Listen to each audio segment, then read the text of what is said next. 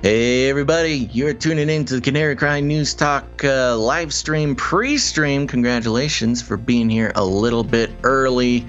We're going to get the show going in just about a minute or so, but I wanted to take the chance to remind everybody that if you're just following us in one location, you're gonna need, this is a must-do, follow us in multiple locations on a few different platforms. Of course, we've got youtube.com/Canary Cry Radio. We've got DLive. We've got twitch.tv/Canary Cry Radio. We're also on Periscope. We're all over the place. And of course, remember to subscribe to the RSS feed. You can just search Canary Cry News Talk on whichever podcast player you enjoy the most. Look at that. The power of choice in where you listen to your podcasts. So there you go, folks. Make sure to do that. I want to give a big old congratulations to Blue Feline 15 over on Twitch for the first comment of the day award. And just going to let you guys in on some information regarding the break on this show. Producership is a little on the low side today. So if you've been considering becoming a producer of Canary Cry News Talk, today is your day. So head on over to patreon.com/Canary Cry CCNT. Sorry, patreon.com/CCNT or canarycryradio.com/support. Thank you so much. And let's get going.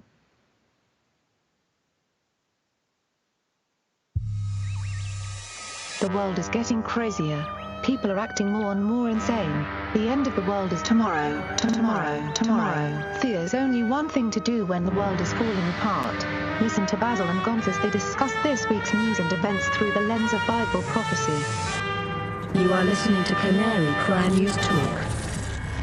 You're listening to Canary Cry News Talk. Today is March 8th, 2021. This is episode 309, and today, Pandy ending money shower. That's right, folks, that stimmy's coming, and I'm not Neanderthal, but I am your best buddy, Basil. And this is Gonz. Welcome to the podcast where we praise Jesus while reporting the egregious with a well-rounded, biblically grounded take on world events. And Basil, I think you did the Neanderthal bid last episode, so you're... Did I? I think so. I think you're losing your edge. No, I just want to doubly make... I don't think I did, but maybe I did. And you know what? That's okay. If I need to draw attention to the fact that I am not a Neanderthal twice, then, just really the repetition makes it set in.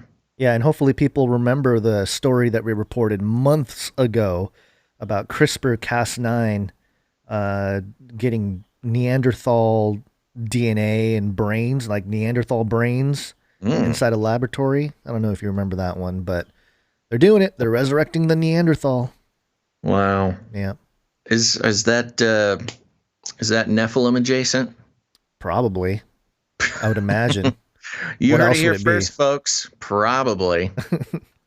Yeah. How was your weekend there? It was before we get going. Regular.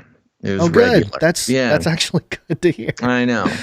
Last couple weekends you've been like, oh. Yeah, it's been pretty brutal. This was kind of the first weekend in at least a month, maybe 2 months that hasn't been completely swamped with obligations. Not even fun obligations, like manual labor obligations. So that felt good. What about you? Anything fun? No. No. Good. Mine is pretty mundane. It's that's good though. Oops. My video, your video stuck to the mouse and you disappeared for a second, but you're back. Woo.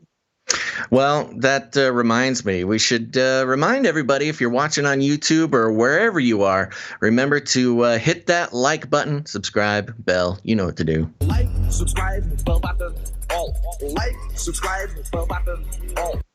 That's right. Bring the power of the algorithms back to the people. And you can do that by hitting that like button early. It's apparently important that it happens early. So why don't you go ahead and do it now, and then you can always take it back later. Sure. Yeah, you can undo that like button if you don't like it. Yeah, that's the beautiful thing about I don't know, the internet. What do you? Okay, so what? Should we just jump right in? What do you think? Well, a couple things. Let me just mention briefly. We're trying to figure out timestamps. If you want to help with timestamps, you should connect with producer Charlie. I don't know if she wants us to give out the email address. No. If you want to get involved with timestamps, send an email to canarycryradio@gmail.com or canarycryradio@protonmail.com. That was great. We had some people.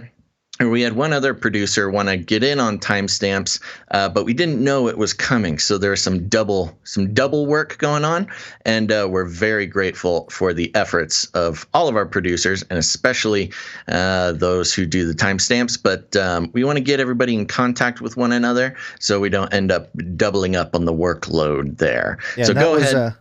That was the resurrection of That Night Wind, by the way. Yeah, she used to do all the timestamps.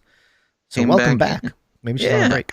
I think if we get, a few producers who want to get involved, we can connect them, and maybe they can, split the workload. I don't know, maybe per episode, or I'm thinking maybe per day of the week might make it a little easier on people. I don't know.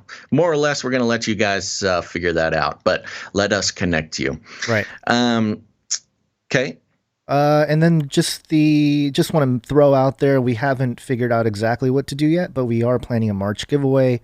We've gotten your emails, we got your messages with the people who have wanted to contribute their art or other objects like more silver coins. Mm-hmm. So we'll come up with that. We will reach out to you. Exclusive Canary Cry stuff. Yeah, art. Created by artists. It's all sorts of fun stuff. So we'll let you know when we're ready for that. And I don't know, William M., the winner of February's Silver Coin giveaway, get a hold of us, man. You're running out of time. We might, I don't know. There we go. Just putting it out there. Doing my due diligence, William. Oh, I love the positivity coming from the chat already. You see that we're not a real channel anymore? It's fantastic. Face Like the Sun people. I'm not a real channel anymore. I'm just a lame podcast. You give the haters too much. You give the haters too much attention. I know. You're feeding them. They're a pit of darkness that grows ever more powerful the more attention you give them. Yeah, I know, but it's okay. It's okay. I'm not giving them any more spotlight. So, All right. Are you ready for today's Flippy Update? I'm ready. Let's do it. Flippy Update. Do you want fries with that? Okay, folks, it's time for the Flippy Update. If you're new to the show, we'll let you know that the Flippy is the colloquial name for the disembodied robot arms that are taking our jobs, enslaving our children, and flirting with our spouses. Yikes. We used talking about Flippy as a proxy conversation to explore all the new, fun, and exciting ways that robots and AI are taking over the world, and there's nothing we can do about it. So today, getting this from edwards.af.mil. Edwards Air Force Base, the center of the aerospace testing universe. That is their tagline on the website. They're very... very confident. The headline reads, Robot Cuts Ribbon on Rapid Sustainment Office's New Home. Wright-Patterson Air Force Base, Ohio, a robotic arm wielding a 3D printed dagger cut the ceremonial ribbon as the Rapid Sustainment Office officially launched its new headquarters, Hangar 1, on March 2nd. In partnership with the University of Dayton Research Institute, this one-of-a-kind facility will provide a revolutionary arena and collaboration hub in which sustainment technology ideas can be created. Interesting language here. Sustainment technology. Not sustainable, which is kind of the term for, the UN 2030 agenda. Yeah, the climate change people and, sustainable energy, sustainment. And you might not think that that's too much of a difference. You might think they're synonymous. But you got to keep an eye out because especially with the media and especially with government, very slight changes in language. It has all the creates all the difference in the world. But let's keep going. Sustainment technology ideas can be created, demonstrated, and implemented in order to ensure Air Force fleets are always at the ready. The event began with a tour of Hangar 01 for distinguished visitors, yada, yada, yada. They didn't pay as much attention to the robot as I would have liked. But I thought this was interesting. So, the classic ribbon cutting ceremony, whenever a new base or really anything is opened, it's a big event. And it's an honor, it's an honorable thing to be the one to cut the ribbon. Usually the person cutting the ribbon is some distinguished person. Maybe it's the mayor. I don't know. I'm sure Donald Trump has cut a few ribbons. But in this case, they did go with Flippy the robot with this 3D printed knife that looks like something out of the Avengers. It's very... Well, I think it's very ornate and sci-fi looking. I think part of it is supposed to carry the logo of the Air Force. I think that's what that is at the bottom. So the hilt is the Air Force wings, but the dagger part looks like I don't know, something that would contain the powers of the Tesseract that Loki would. I'm sorry, I still got Avengers on the brain. Yeah, I think so. Clearly, it will kill. Things sharp enough to ruin anybody's life. Sustainment is the noun form of sustain, so it would not be. It's not very different, but it's alarming. No, but that's the thing, because sustainable energy, things like that. That's I don't know how you would describe that. That would be like an adjective of the noun of energy. But sustainment, when it's military and government, which is basically just all legal speak, and the very specific words you use can mean entirely different things, even the difference between sustainment and sustainable. It just makes me curious. What is their definition of sustainment technology? Yeah, Merriam-Webster. Maybe it's like cryogenic freezing, like Captain America, All right, Avenger Boy. Put it down for a moment. I can't. Merriam-Webster defines sustainment as the act of sustaining maintenance support.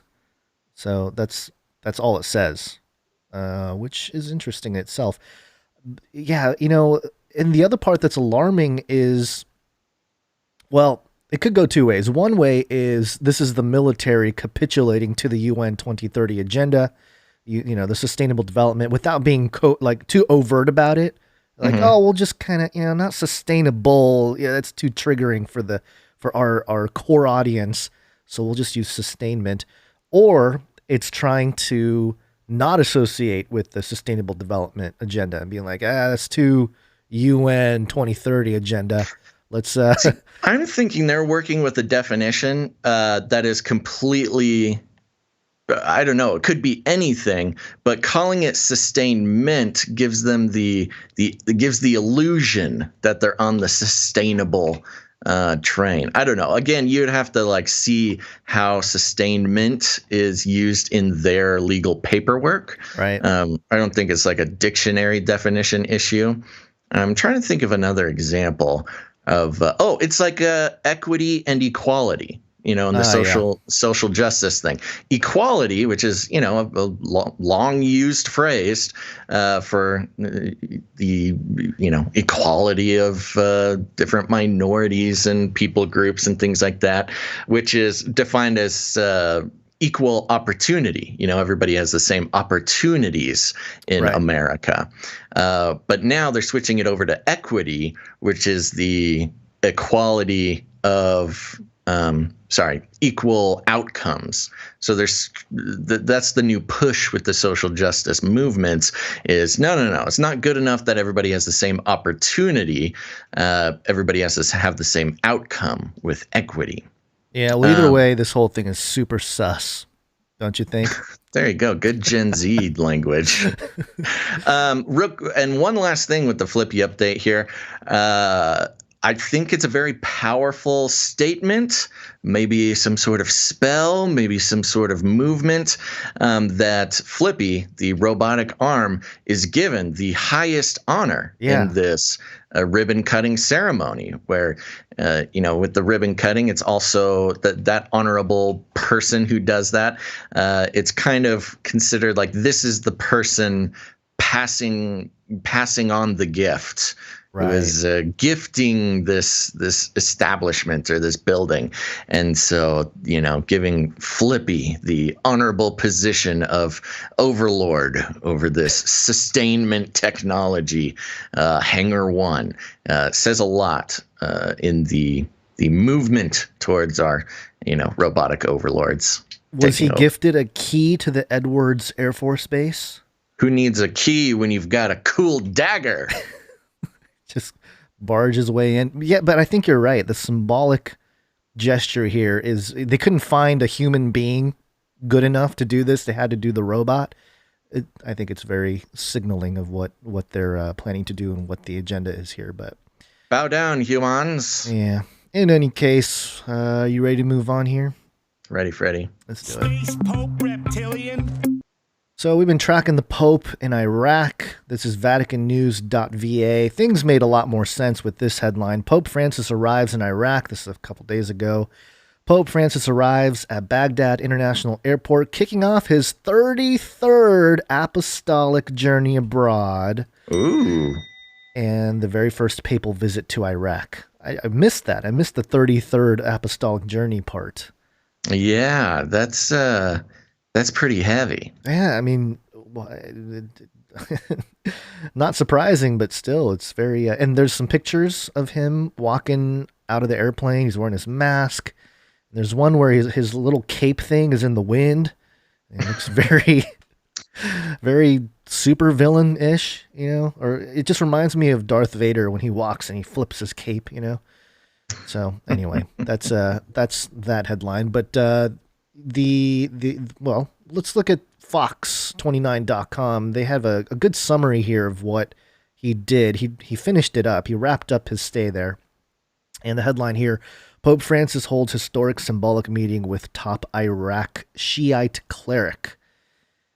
And it says, Plains of Iraq. Pope Francis and Iraq's top Shiite cleric delivered a powerful message of peaceful coexistence Saturday, urging Muslims in the war-weary Arab nation to embrace Iraq's long-beleaguered Christian minority during a historic meeting in the holy city of Najaf.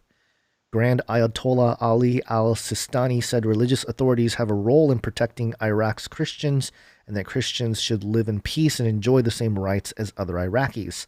The Vatican said Francis thanked al-Sistani for having raised his voice in defense of the weakest and most persecuted during some of the most violent times in Iraq's recent history. Al-Sistani, 90, is one of the most senior clerics in Shiite Islam, and his rare but powerful political interventions have helped shape present-day Iraq. He is a deeply revered figure in Shiite-majority Iraq, and his opinions on religious and other matters are sought by Shiites worldwide. The historic meeting in al-Sistani's humble home, is it really humble, was months in the making, with every detail painstakingly discussed and negotiated between the Ayatollah's office and the Vatican. Early Saturday, the 84-year-old pontiff traveled in a bulletproof Mercedes-Benz. Classic. Remember our 33 update from last episode, the 33 extras from the Mercedes-Benz Museum. Yeah, so there's a tie-in there. Pulled up along Najaf's narrow and column-lined Razul Street, which culminates at the golden-domed Imam Ali Shrine, one of the most revered sites in Shiite Islam. He then walked a few meters, yards, like how it says yards in parentheses. He walked the few meters, parentheses, yards, you Westerners, to al-Sistani's modest home, which the cleric has rented for decades. Okay, so it's not his home, he's renting it. Oh, the cleric. A group of Iraqis wearing traditional clothes welcomed him outside as a masked Francis entered the doorway. A few white doves were released in a sign of peace, He emerged under an hour later, still limping from an apparent flare-up of sciatica nerve pain that makes walking difficult. The quote info here. Yeah, I know. The details are just painstaking. The quote, very positive meeting lasted a total of 40 minutes, said a religious official in Najaf who spoke on condition of anonymity because he was not authorized to brief media. Now, this is a big deal, to have the Pope go there and talk to the leader of the Shiite Muslims and all this. 40 minutes? It doesn't seem very long. And especially if they have a translator, I don't think they can get into like deep discussion in a 40-minute conversation. Yeah, what was the purpose of this whole thing? Signaling to the world that the aliens are here and we're all uniting under one religion. Oh, sorry, that's my interpretation. The official said Al-Sistani, who normally remains seated for visitors, stood to greet Francis at the door of his room, a rare honor. Al-Sistani and Francis sat close to one another without masks. Oh. Al-Sistani, who rarely appears in public, even on television, wore black robes and a black turban. They wear multiple robes, I guess, in simple contrast to Francis's all-white cassock. Ooh, the dark and light coming together, the yin and the yang. The official said there was some concern about the fact that the Pope had met with so many people the day before.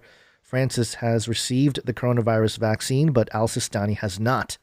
The aging Ayatollah, who underwent surgery for a fractured thigh bone last year, looked tired.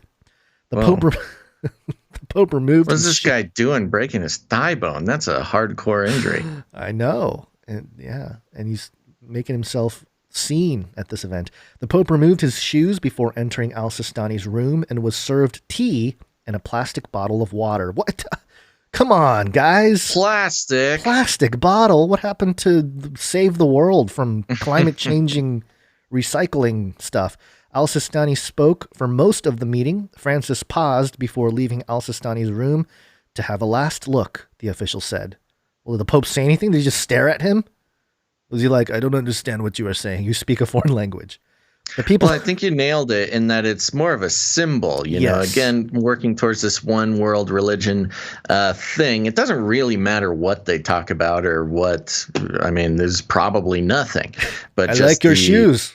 Yeah, the PR moments of having, the Pope all in white and the Ayatollah all in black coming together to share a plastic water bottle. The Pope arrived later in the ancient city of for an interfaith meeting in the traditional birthplace of Abraham, the biblical patriarch revered by Christians, Muslim, and Jews. And, there's a picture here of Iraq's Prime Minister Mustafa al-Kadhimi, who's welcoming Pramphos at Baghdad International Airport VIP Lounge. And, I mean, it's pretty intense. You have you have them walking, but then you have these, I guess, soldiers, like Iraqi soldiers holding, instead of guns, you know how usually the military have guns to salute? Mm-hmm. Not always, but sometimes. Well, these guys have swords. It just looks way more intense. Like at any minute, they can just chop you. Yeah, it's much more ritualistic. Yeah. Quote, from this place where faith was born, from the land of our father Abraham, let us affirm that God is merciful and that the greatest blasphemy is to profane his name by hating our brothers and sisters, Francis said. Quote, hostility, extremism, and violence are not born of a religious heart. They are betrayals of religion. End quote. Religious leaders stood to greet him. While Francis wore a mask, few of the leaders on the tented stage did. The meeting was held in the shadow of Ur's magnificent ziggurat, the 6,000-year-old archaeological complex near the modern city of Nasiriyah. The Vatican said Iraqi Jews were invited to the event but did not attend, without providing further details. Iraq's ancient Jewish community was decimated in the 20th century by violence and mass emigration, fueled by the Arab-Israeli conflict, and only a handful remain. Ali Thijil, a resident of the nearby city of Nasiriyah, man, some of these names, Nasiriyah, who attended the event, said he hoped the Pope's visit would encourage investment in the area to attract pilgrims and tourists. Quote, this is what we were waiting for, he said. Quote, "This is a message to the government and politicians. They should take care of the city and pay attention to our history." The Vatican said... Well, and right there's the point, isn't it? That it's an economically incentivized thing. Yes. Rain that money down. Shower that money down, Pope. We got to get the Pope to listen to the show. I know. Not going to happen. The Vatican said the visit to al-Sistani was a chance for Francis to emphasize the need for collaboration and friendship between different religious communities. Which, it's interesting how they mention that. I know there's always... It's framed as there's a lot of tension, and certainly there is in the Middle East and Europe, and it's just a different type of situation. In the U.S., again, if you just listen to media or watch media, it's like, we're just living in this crazy racist country and everyone's divided. But it's not really like that. I think people get along more than you'd think, but I don't know. It's always interesting when they virtue signal like this. In a statement issued by his office after the meeting, al-Sistani affirmed that Christians should, quote, "live like all Iraqis in security and peace and with full constitutional rights," end quote. He pointed out the, quote, "role that the religious authority plays in protecting them and others who have also suffered injustice and harm in the events of the past years," end quote. Al-Sistani wished Francis and the followers of the Catholic Church happiness and thanked him for taking the trouble to visit him in Najaf. The statement said, "For Iraq's dwindling Christian minority, a show of solidarity from al-Sistani could help secure their place in Iraq after years of displacement, and they hope ease intimidation from Shiite militiamen against their community." Iraqis cheered the meeting of two respected faith leaders. Quote, "We welcome the Pope's visit to Iraq, and especially to the holy city of Najaf, and his meeting with the Grand Ayatollah Ali al-Sistani," said Najaf resident Haidar al-Layawi. Quote, "It is a historic visit and hope it will be good for Iraq and the Iraqi people." Francis arrived in Iraq on Friday, met with senior government officials on the first ever papal visit to the country. It is also the first international trip since the start of the coronavirus pandemic, and his meeting Saturday marked the first time a pope had met a Grand Ayatollah. On the few occasions where he had made his opinions known, the reclusive al-Sistani has shifted the course of Iraq's modern history. In the years after 2003 U.S.-led invasion, he repeatedly preached calm and restraint as the Shiite majority came under attack by al-Qaeda and other Sunni extremists. The country was nevertheless plunged into years of sectarian violence. It goes into a little bit more of the history here, and then at the end, Francis's visit to Najaf and nearby traverses provinces that have seen recent instability. In Naziriyah, where the plains of are located, protest violence left at least 5 dead last month. Most were killed when Iraqi security forces used live ammunition to disperse crowds. Protest violence was also seen in Najaf last year, but abated as the mass anti-government movement that engulfed Iraq gradually petered out. So there you go. That's the overall... that's a lot. What's the takeaway from this? I really think you nailed it earlier on. It's just that much of it is symbolic. This meeting is symbolic for an interfaith dialogue. It's also a shift, like a virtue signal from because the last decade, 2 decades really, we had the United States military quietly stirring up all of the chaos over there in the Middle East, especially Iraq. Right. More than that, 3 decades, 4 decades. And so this could be symbolic in that they're moving away from that whole psyop, dropping the U.S. or at least moving on from it and putting together more of a, hey, we're more peaceful now. In solidarity with the Vatican of all places, you know what I mean? Like the U.S., as a non-Catholic, I would imagine that the principles, not necessarily all the people, I'm just saying principle-wise, the U.S. represents a more biblical, foundational sort of, again, like just looking at the Constitution, it represents more of a true reflection of how biblically we're supposed to live and all that stuff. But obviously with the military arm and the CIA and all the black ops and stuff that was done in the Middle East, you're not going to get a whole lot of solidarity from just America in general. You're not going to get good PR So moving on to the Pope and the Vatican, the Vatican has had control of a lot of this area for just quietly for a long time. And I think this is more of a public thing for that. So I think you nailed it earlier. It's a virtue signaling.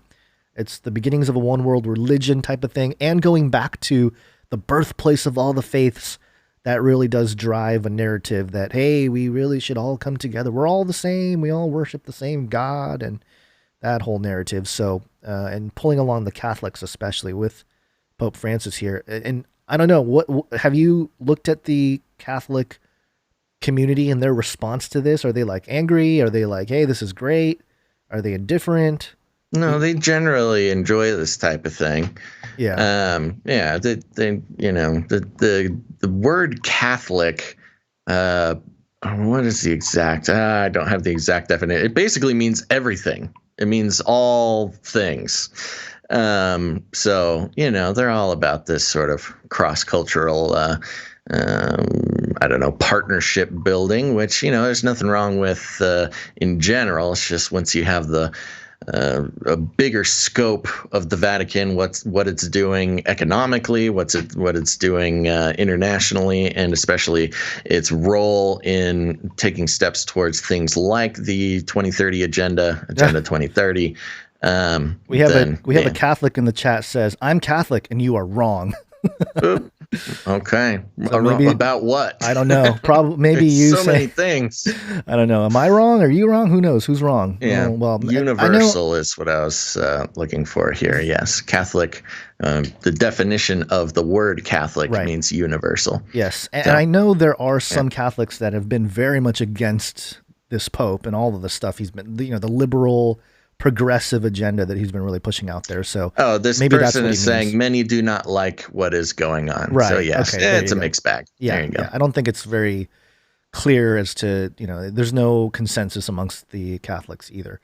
Yep. And also I think this sets up whoever's coming into power next, Pope being 84, the Grand Ayatollah being 90, they're getting up there in age. Whoever decides to take over, they have a blueprint as to how to really usher in this whole one world religious system. So I did have one more article here, but it's really not worth reading after we read through that whole thing. So I think that wraps up our Pope 33 update. It's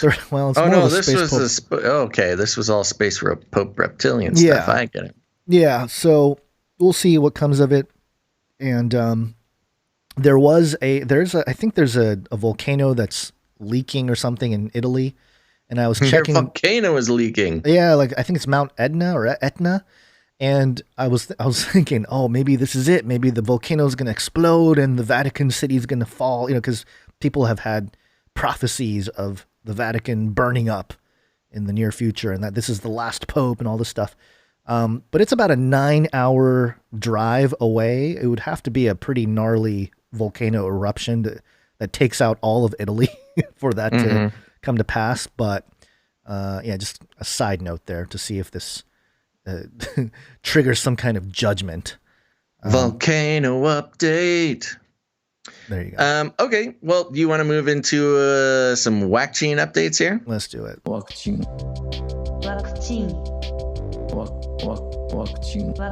A pandemic special. So to start it off here, we've been having a conversation regarding the vaccines, the vaccines here. And part of the communication from the powers that be has been very confusing. I mean, of course, you have Fauci saying, get your vaccine or else. But also, if you get the vaccine, nothing happens. You still have to wear a mask. You still have to stay locked in your home. Yeah. And that's been the most confusing part about this, because I don't think there has been an updated study. The current science on the vaccines, as far as I'm aware of, is that even if you have the vaccine, if you come in contact with the coronavirus, you are still able to spread it to others. It's a protection for yourself. It doesn't necessarily keep the virus from spreading if it is in your body. There's also been a lot of talk about, even if you get the vaccine, you don't want to let up on all your, pandemic, all of the lessons that you've learned throughout the pandemic. But we have this story here, a little bit of an update from AP News. This is Associated Press here. So this is one of the companies that basically sends news out to all other news agencies. APnews.com, and the headline is "Fully Vaccinated People Can Gather Without Masks," CDC says. Dun, dun, dun. And I like the picture here. There's a woman holding a syringe, getting ready for the vax, and she has a mask on. It's a yellow mask with a big smiley face mouth. Yeah. It's just so you know that it's a happy thing. The article reads like this: fully vaccinated Americans can gather with other vaccinated people indoors without wearing a mask or social distancing, according to long-awaited guidance from federal health officials. Again, already here, first sentence, you have the creation of two different classes of people.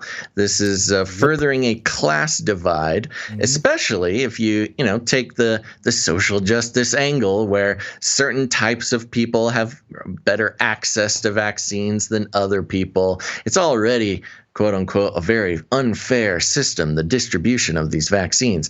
And now, fully vaccinated Americans, which is, good citizens, honest, upright, upstanding Americans, can gather with other vaccinated people indoors without wearing a mask or social distancing, according to long-awaited guidance from federal health officials. Unlike those evil, rapscallion, unvaccinated folk. The article continues. The recommendations also say that vaccinated people can come together in the same way in a single household, with people considered at low risk for severe disease, such as in the case of vaccinated grandparents visiting healthy children and grandchildren. The Centers for Disease Control and Prevention announced the guidance Monday. That's today. Woo! The guidance is designed to address a growing demand as more adults have been getting vaccinated and wondering if it gives them greater freedom. So the vaccine gives you freedom, Americans. Don't be mistaken. To visit family members, travel, or do other things like they did before the COVID-19 pandemic swept the world last year. Quote, "With more and more people vaccinated each day, we are starting to turn a corner," said CDC Director Dr. Rochelle Walensky. During a press briefing Monday, she called the guidance a first step toward restoring normalcy in how people come together. She said more activities would be okayed for vaccinated individuals once caseloads and deaths decline. More Americans are vaccinated.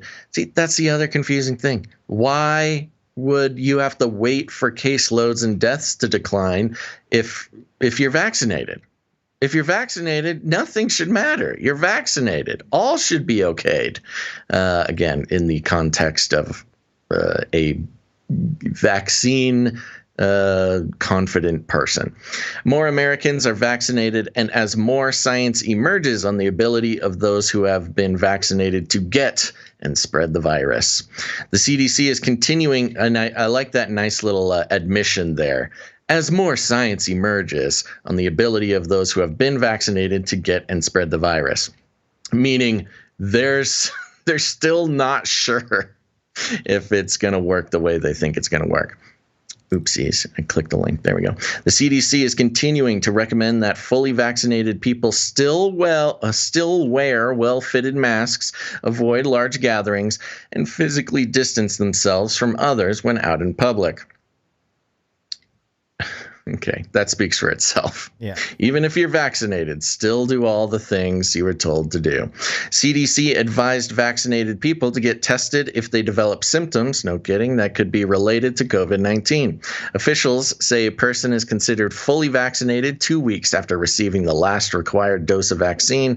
About 31 million Americans, or only about 9% of the U.S. population, have been fully vaccinated with a federally authorized COVID-19 vaccine so far. far, according to the CDC. Authorized vaccine doses first became available in December. They were products that required 2 doses spaced weeks apart. But since January, a small but growing number of Americans have been fully vaccinated and have been asking questions like, do I still have to wear a mask? Can I go to a bar now? Can I finally see my grandchildren? I like how those 2 questions are. I like to imagine it's the same guy asking all these questions. Guy. Let me go to the bar and also see my grandchildren. Can I go to a bar? Can I see my grandchildren at the bar? Do we have to wear masks at the bar? The guidance was, quote, welcome news to a nation that is understandably tired of the pandemic and longs to safely resume normal activities, said Dr. Richard Bresser, president and CEO of the Robert Wood Johnson Foundation and a former acting director of the CDC. Quote, I hope that this new guidance provides the momentum for everyone. Notice how it's all about the guidance. It says the guidance was welcome news. I hope that this guidance provides momentum for everyone to get vaccinated when they can, and gives states the patience to follow the public health roadmap needed to reopen their economies and communities safely. And the irony here is that this is guidance coming from the CDC. And of course, we saw earlier in the pandemic that the CDC and Fauci were at odds, the NIH and NIAID. They were at odds, often disagreeing on the right moves.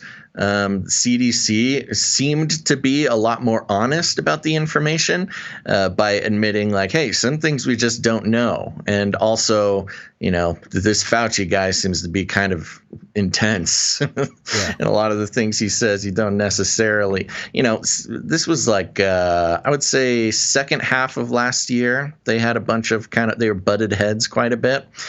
And so now, and Fauci and the team Fauci, they kept bringing they kept casting doubt on the CDC, especially in the context of Trump being president. Like, oh, Trump's president, you can't really trust the CDC. But now, of course, that Biden's president, woo, whatever the CDC says goes, huzzah. Anyways, let's continue. We're almost done here. But Dr. Leana Wen called the guidance, here we go, quote, far too cautious.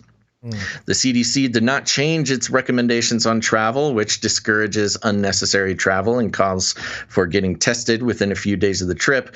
That could seem confusing to vaccinated people hoping to visit family across the country or abroad. The new guidance also says nothing about going to restaurants or other places, even though governors are lifting restrictions in businesses, said Wen, an emergency physician and public health professor at George Washington University, who was formerly Baltimore's health commissioner. Quote, the CDC is missing a major opportunity to tie vaccination status with reopening guidance. By coming out with such limited guidance, they are missing the window to influence state and national policy, Wen said in an email. The CDC guidance did not speak to people who may have gained some level of immunity from being infected and recovering from the coronavirus. Of course it didn't, because they want you to get the jab. That's funny. Her take is like, this is an opportunity to bring down the hammer even harder on governments, and you're missing it. Yeah. You're missing the opportunity to tighten the screws of totalitarianism. Yeah, well, it seems like this Dr. Leana Wen was my feeling on it was she was saying, the CDC should be opening it up more. Of course, tie it to vaccination status. Yeah. So, of course, you must be vaccinated. But it's not just you can get together with your family. It's go nuts. Go to the bar, get on a plane, get drunk on a plane, and then go to a Skrillex concert. It's all good. Get vaccinated. Go nuts. But no, Skrillex is so 2014, bro. Bro, that's he's still doing something. I know, but still. Yeah. Anyway, sorry. Side thing. Yeah, this is interesting, and I noticed this came out today as we record this show. Mm-hmm. And I noticed that a couple days ago there was a note out to the NBA that the NBA can, people won't have to get tested because they're, a lot of sports, they're getting tested every day. And the whole thing was like, hey, if you get vaccinated, you don't have to get tested every day anymore. And I thought, that's interesting. That's coming out before any kind of medical authority announces anything. So if you want to know what's going on, you gotta get to the NBA first, apparently. Which is interesting too, because I didn't mean to have this article in the show, but I'll just mention it real quick. This is Yahoo Sports. Adam Silver, who's the commissioner of the NBA. NBA players need to unify COVID-19 vaccine message. And I guess, there's the African-American community at large is sort of skeptical of the whole concept of a vaccine. And one of the Laker players, Jared Dudley, tweeted this out. He said, yes, but no one is going to rush when you're healthy and young without enough research. The FDA hasn't even approved it yet, I believe. I think it takes for a year of data for that.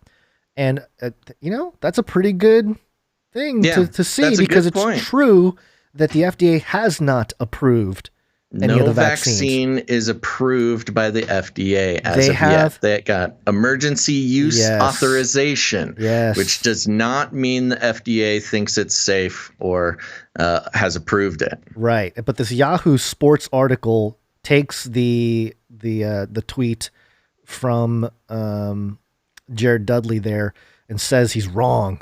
It says Lakers veteran Jared Dudley actually stated the FDA hasn't approved the vaccine, which isn't true at all. Which is like, all right, what's actually, the outlet? Yahoo Sports. Oh, come on, Yahoo. Yeah, you had hope for Yahoo Sports, but no go. And then LeBron Yahoo Sports or Yahoo I have in a general. lot of very intense you have stock opinions on Yahoo Sports. Yeah, and LeBron James is quoted saying that it's a conversation that I'll have with my family. I pretty much keep it private. All right, that's actually not, that's not a horrible take. Yeah, what a reasonable thing to do. I know. But of course, the NBA is pushing the vaccine. They have all these Hall of Famers. They had a TV spot endorsing vaccines for Joe Public. And, the whole thing is a mess. I'm going to try to send this to because I was watching the NBA All-Star game was last night, just as a side note here, and I think you were watching, Basil. You pretend like you don't watch sports, but according to my very, very good and consistent at that illusion I've crafted. Yeah, no, you were clearly at. I was watching the dunk contest, which is just a shell of its. Did I make it on camera or something? I think you did. Yeah, you're in the background. You're in the background. Hold on. Let me get this. How do I send this here? Yes, I want to send a I don't care much about the NBA, but I just love that slam dunk competition. I like that you call it slam dunk. What is it called? It is a slam dunk, but it's just Dunkin' Donuts. I'll find it. We'll come back to that. But let me Blast. Sure. Okay. There was a Dunkin' Donuts. Did you see that photo? We won't show it here, but there was like a nude man standing on a Dunkin' Donuts sign or something. This was a commercial? No, this was like just something that happened a couple days ago. No, I did not see a naked man on a Dunkin' Donuts sign. And my take was, hey, the Terminator's back. Remember the Terminator when they show up? Yeah. They're all naked. Yeah. Okay. So okay. All right. So just a real quick update about masks and Texas. If you're working alone, wear a mask. The mask's not for you. It's to protect the people you care about. And what happened to the story? I had it here. Oh, here it is. This is what is the outlet here? It is the Washington Post. Oh, good. A Mexican restaurant in Texas kept its mask rule. People threatened to call ICE on the staff. Okay. ICE being the international. What does it stand for? I can't remember. Prove it. Prove it, Wapo. Show me the evidence. When the coronavirus pandemic hit and the restaurant's owners faced difficult decisions, the Richards family that owns Pico's, a Mexican restaurant in Houston, quickly adapted to continue sharing their Latin cuisine, from selling to-go margarita kits to stationing a mariachi band at the curbside pickup. This real week, quick, Gonz. Yeah. I don't want to interrupt you. I'm going to let you do your thing, but I did just find out that the Pope is watching our show currently. Oh, and jumped into chat to say masks are good. Wear a mask. thank you. So we have to. We got Space Pope Reptilian in the house. Space Pope Reptilian. We are honored with your presence. No, we're not. Reptilian overlord. I'm afraid. I'm very afraid. I don't know why my thing isn't working here. But okay, this week after Texas Governor Abbott said Tuesday that he would rescind the statewide mask mandate while the vast majority of residents remain unvaccinated, the tough choice to enforce public health guidance fell to business owners, and Pecos announced it would continue requiring masks. But after such a challenging year, the reaction to their decision was disheartening. Co-owner Monica Richards said, several people sent hateful messages through social media and called the restaurant, threatening to report staffers to Immigration and Customs Enforcement. That's what it is, ICE. Quote, it was horrific, Richards said. Quote, people don't understand unless you're in our business what it felt like, how hard it was to go through everything we went through during COVID. For people to be negative toward us for trying to remain safe so that this doesn't continue to happen just makes zero sense to us. Abbott's decision to lift the mandate will make Texas the largest state, When the mandate is rescinded, the majority of Texas restaurant owners say they will continue requiring staff to wear masks, but they're split on making the same demands for customers. Yeah, I don't know. I mean, the evidence, it's just on their word, apparently. Social media posts or social media messages. Yeah, so it could be a bot. Right, yeah. Well, and this is not surprising. The WAPO, Washington Post, of course, they're on the side of those who do not want to lift any sort of restrictions. And so there is a current media blitz, much like the Canary Cry giveaway media blitzes. This is a media blitz to defend businesses in Texas who want to keep their mask mandates. Because, of course, Governor Abbott said, we're lifting the state mandate, but if you're a business and you want to keep a mask mandate, go ahead and do it. It's just not, again, you are a grown adult who is capable of making your own decisions. The state doesn't need to tell you how to live. So, you know what? I totally respect if a business keeps their mask mandate. It's just, free market, baby. If a business is keeping a mask mandate and you don't want to wear a mask, just don't go to the business. That's what the free market is all about. And if indeed, a majority of people want or are just in love with wearing a mask and love the mask mandate, they will go to the mask businesses. This is a wonderful experiment in the free market system, and it will really, there's lots of talk about how much of Texas, is on the side of freedom, how much is on the side of big government or government control, or, how much is blue, how much is red. And I think we will find out very quickly who the people support or what ideals people support in Texas, because either the masked businesses will go out of business or the unmasked businesses will go out of business. And it'll be a great metric in how to measure the sentiments of Texans. Or they'll just both keep going because everybody's just living their lives and we don't need to fight about it all the time. Who knows? A pandemic special. The super painful. LifeSiteNews.com. That was Bill Gates telling us how the jab is super painful. UK, 35 people deaf and 25 blind after taking mRNA vaccine shots. Yeah. Cool. Yeah, I know. London, England, March 5th. Among people in the UK, 35 cases of deafness and 25 cases of blindness have been reported by people who have taken the experimental mRNA COVID-19 vaccines. The numbers are derived from the UK Yellow Card Vaccine Reporting Scheme, which is the British equivalent to the American Centers for Disease Control and Prevention Vaccine Adverse Events Reporting System, the CDC VAERS. Both the Pfizer, BioNTech, and Oxford AstraZeneca mRNA COVID vaccines were given temporary authorization in the UK by the Medicines and Healthcare Products Regulatory Agency. Again, temporary authorization. Yeah. I mean, literally, this is what's infuriating, that people just think like, oh, this is it. We're going to, be relieved of it. And that's kind of what, the direction that they're pushing society here, according to the CDC, saying like, oh, you can gather with like-minded vaxxed people. But the Pope is spreading fake news in our chat. Oh, great. The Pope says 35 blind people had their sight restored after taking the vaccine. We thank you, Pope, and all your great miracles, healing the blind. But you know what this made me think with the whole, because we're always thinking problem, reaction, solution, right?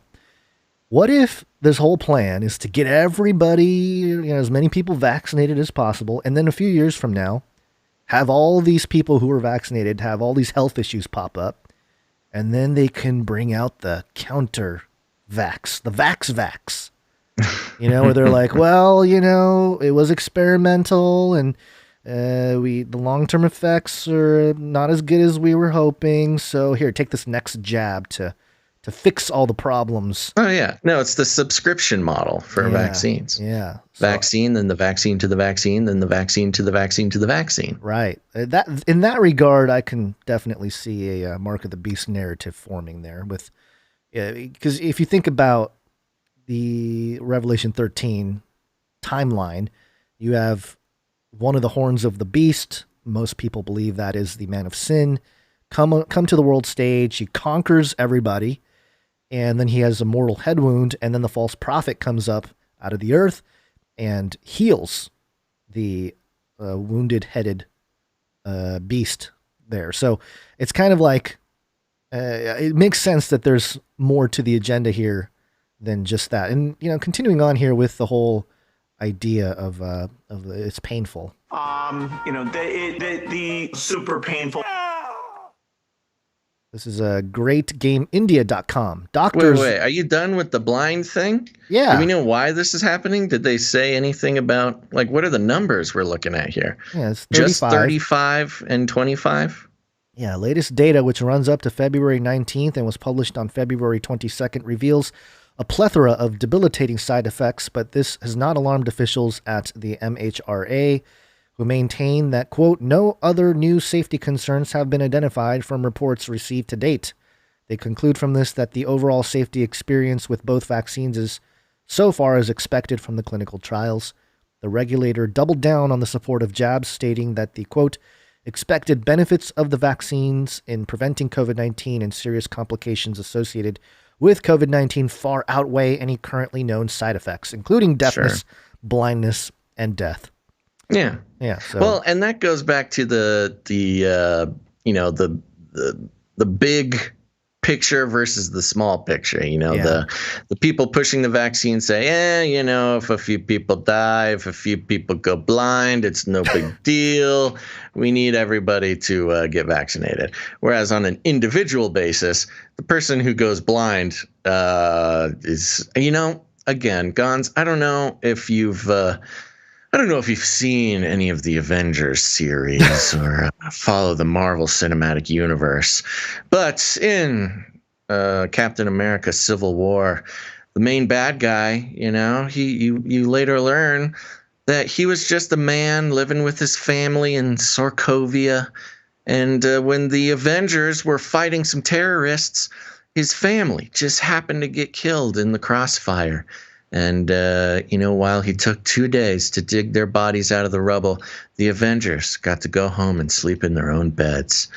And I feel like that's what we're dealing with here, which is, maybe most people get vaccinated. Maybe most people don't go blind.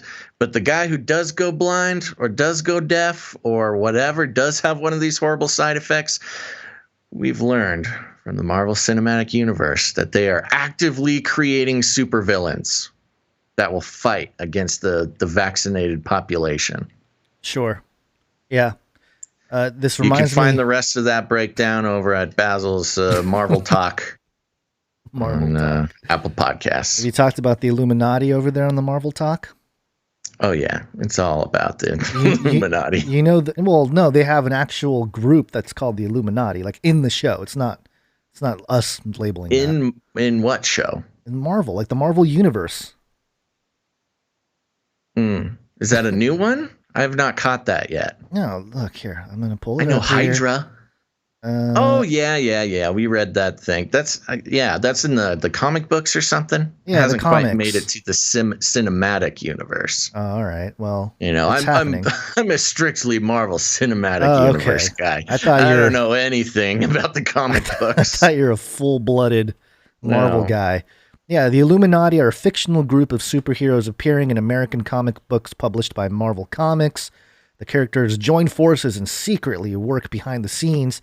The Illuminati was established to exist via story retcon in their first published appearance in New Avengers retcon, number 7. Man, that's not canon. Okay. All right. I don't know. I don't know anything about comic books. Their history was discussed in the special New Avengers Illuminati May 2006. So okay, we'll get there. We'll get there eventually. Right. They got the Cabal. If anybody's following along and trying to watch the films with me, I'm currently on Doctor Strange. Yeah. All right. Well, it's going to be tough to do it in the Marvel Universe unless they bring Iron Man back, because he's part of it. Doctor Strange, the most blatantly occult Avenger. Yeah, he's there too, as his name are Mr. Fantastic, Black Bolt, and Professor X. So there you go. Classic. Yeah. All right. Yeah. So it reminded me, the story here about the blind and the deaf and all that reminded me of the lyrics of Shape of Things to Come. Remember that Future Quake intro? There's a line there that says, "Let the old world make believe it's blind and deaf and dumb, but nothing can change the shape of things to come." Remember that? Yeah, we should play that on the mixtape after the show. Yeah, it flags the you're right. YouTubers. They're like, "Oh, copyright," because we're not allowed to cover songs apparently. Yeah. But anyway, back to this here. The super painful. What did you cut out of the middle of that? It's just Does he super painful. say the word side effects? I don't remember. He says some stuff, and then he says some stuff. He's stumbling around, then he talks about how it's super painful. Okay. You remember that clip, though, right? Yeah. Where they ask him about he's the talking vaccine. about there's no bad side effects. I mean, it's all good. It's just super painful. No big deal. Yeah. So anyway, this is greatgameindia.com. The headlines: doctors warn severe rash may appear after Moderna COVID-19 vaccine shot. It says severe itchy rash might be a side effect. Was this must be a typo from the Indian side of there. Might be a side effect of getting the COVID-19 Moderna vaccine, warn doctors. Patients saw a big skin lesion at the injection site, and it was about 10 centimeters in diameter. And then it has this montage of a bunch of shoulders that have some pretty severe rashes. In a trial of 30,000 people, 12 people who received the first dose of Moderna vaccine saw their arms turn swollen and itchy 5 to 7 days after they got vaccinated, as per the letter published in the New England Journal of Medicine by doctors. So not a random source here. This is the New England Journal of Medicine. Yeah. Yeah, some of those rashes look pretty gnarly, actually. But, Gonz, I got some good news for you. Oh, yay. Over there in the California. Oh. You guys are dealing with a lot, You got the lockdowns are pretty heavy-handed. You've got Gruesome, who hopefully is on his way out, but who knows. And, of course, being a Marvel Cinematic Universe expert, I found some good news for you. Over on Yahoo.com, the headline is Disneyland Universal Studios could open as early as April 1st under new California reopening plan. You know what this is? They're setting everybody up. Yeah, it's a joke. It's April 1st is going to come, Fool's joke. And everyone's going to say, "Ha, April Fools, go back inside, slave, put your mask on." This is a cruel, cruel setup for Californians here. Just real quick, Disneyland and Universal Studios reopenings could be closer thanks to new guidelines issued by California's Department of Health on Friday. Beginning April 1st, outdoor stadiums and concert venues can start to bring guests back, with theme parks not far behind. Outdoor stadiums and concert venues in all counties, regardless of what tier they're in, will be able to welcome up to 100 California residents. Yay! Outdoor stadiums and concert venues. I mean, the word stadium implies something gigantic. I mean, you're talking, baseball parks, football fields, things like that. You can have 100 California residents beginning on the first day of April. Interestingly enough, again, very specific, referring to California residents. So if you travel in or you don't have your residence in California, are you not allowed to go to Disneyland? Yeah, probably not. Yeah. Most counties, including Los Angeles and Orange County, are in the most restrictive purple tier, but that could change in the coming weeks if pandemic conditions continue to improve. Just some numbers real quick. Theme parks can reopen on that date at 15% capacity for counties in the red tier. That capacity increases to 25 in the orange tier, 35 in the yellow tier, 20. Let's see, what is this? For outdoor venues, the capacity limits are 20% in the red tier, 33% in the orange tier. Yeah, so there you go. They're doing it in thirds.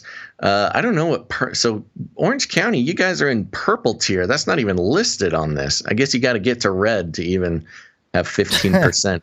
Yeah, they probably have us there because nobody here is listening to any of the mandates. Yeah, restaurants open. People are eating inside. Nobody's. You think California? I know outside of California makes it look like we're just a bunch of loser hipster people over here, but. Orange County is notoriously the reddest county. Yes, which flipped blue. Which is not saying a lot either. No. And I think it flipped blue on some stolen election stuff going on, but I digress. Yeah. Real quick, so 15% of Disneyland highest capacity. Let's figure out I'm not going to lie. To go to Disneyland at 15% capacity sounds like a dream come true. No lines, no nothing.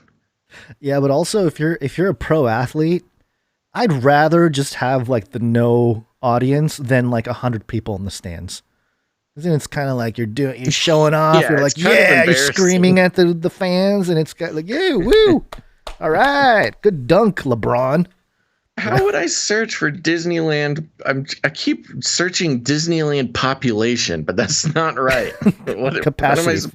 Full capacity. Okay. That's the word you're looking for. The problem is, 85,000. 85,000 people.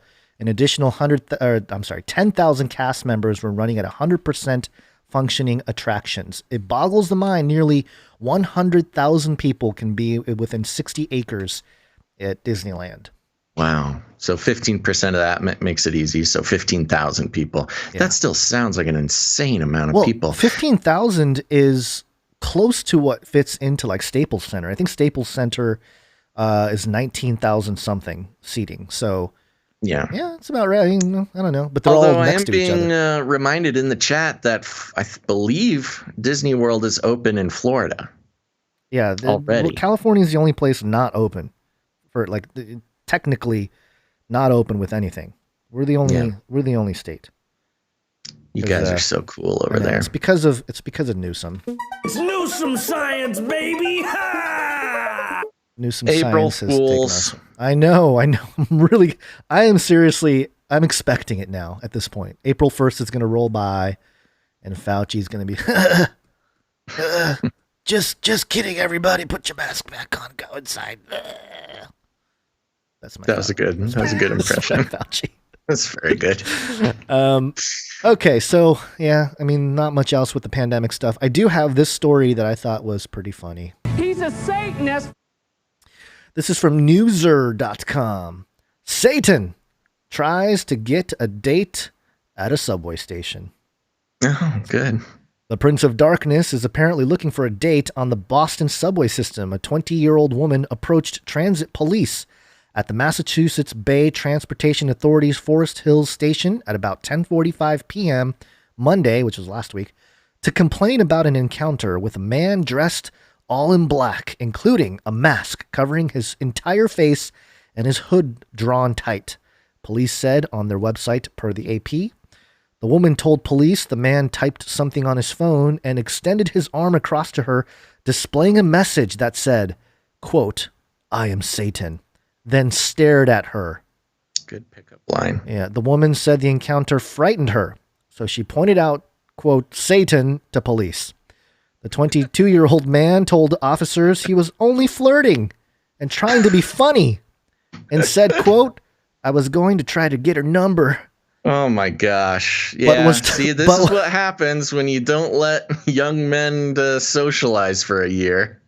He was told that his actions were not humorous and was ejected from the station. Yeah. The woman was escorted by police to her destination. No names were released. So yeah, I think this guy learned a valuable lesson that day. Single men out there, one thing you shouldn't do, trying to pick up women at a transit. Yeah. Subway Especially station. at the subway station. That makes it even weirder. It's super weird, super creepy. People get like murdered at the subway station and stuff. You can't be pretending to be Satan. I'm surprised he didn't get maced. You know, that's amazing. That's being asked to get maced, you know? That's, yeah, like, try that in Texas, see what happens, buddy. Mace would be the least of your worries. Yeah. Maybe if you try it in California, it'll, you know, it might work. You got to scope out the. You might actually get a girlfriend. If that's what I was going to say. You got to scope. You got to scope it out. She looks know like your audience. Yeah, she looks like the Satan type. Go for it. If not, keep your tactics to yourself. I don't know. It's just weird. What? Well, I mean, it's not even a clever pickup line. That's what I'm saying. Are people? I am Satan. It's not a way to. And then staring at them. Intent to flirt. And then staring at her. That makes it worse. You know. Yeah. I don't know. Yeah. It's all this media that has trained a certain type of young man that like to be angsty and weird is a good way to get a girlfriend. Yeah, it's not. Yeah, is it all the TV shows? Here's. You got to get some huge googly eyes. Guys, listen up. Let me tell you how it's done. You get two gigantic googly eyes and you scream about robots. Chicks love that. I found the footage here. Here it is. This is Anthony Simons doing a dunk, and in the background, look at that. Look at the googly eyes staring. Oh, yeah, I was right there, man. Oh, right. You caught me. Yeah. That's so funny. I like how the googly eyes are very attentive at watching for those who are just listening to the podcast version, this is the footage of the slam dunk basketball contest that was being referred to earlier. I spit out my coffee there when you said that. Slam dunk basketball who is that? contest. Do you know who that basketballer is? His name is Anthony Simons. He won the dunk contest last night. He's doing a good slam dunk in the contest. And behind this shot, there's a giant, it's like a Jumbotron screen. And people zooming in. They can, they're just sitting at their desks. And they all look so bored and uninterested. It's really not a good look. So right in the middle of this grid of Zoom viewers, they stuck some gigantic googly eyes that look very interested in what's going on here. Yeah. The dunk contest has not really been a good thing for a while. So, yeah. Leo on YouTube says, I don't see the joke. That is obviously Basil. Right, it's not a joke. It's for real. Really. I know. I'm gonna get stitches. Snitches get stitches. Snitched you out, bro. The googly eye revolution continues, man. Have you noticed a lot of googly eye stuff popping up in culture? A little bit, yeah. Not a whole lot, but yeah, certainly. You were certainly on it. I know. I'll give you the credit for that one. I'm a trendsetter. Yeah. Okay. All right. Should we take a break? Let's do it. It's break time.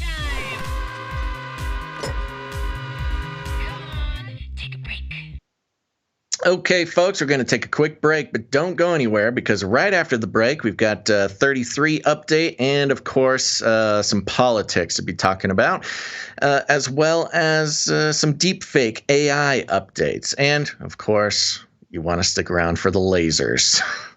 So stick around after the break to get all of that good content. But before that, we want to thank some of our producers. That's right. I said it. Our producers. And for those who don't know, you may have noticed we don't do any ad reads, no affiliate codes, no corporate money whatsoever because every corporate sponsorship is a form of censorship. That's right.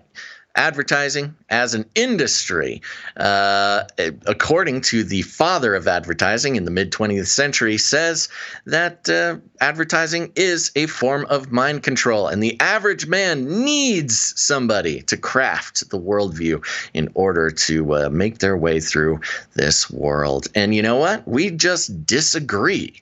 Just blatantly disagree. Advertising has been responsible for so many bad things in this world. Of course, censorship, online censorship, the excuse, whether or not it's the whole reason, but advertising has been used as the scapegoat or the excuse for censorship when programs or influencers or whatever are not brand safe. That's when they get deplatformed, they get shadow banned, all that canceled, demonetized. You're right, they just get canceled.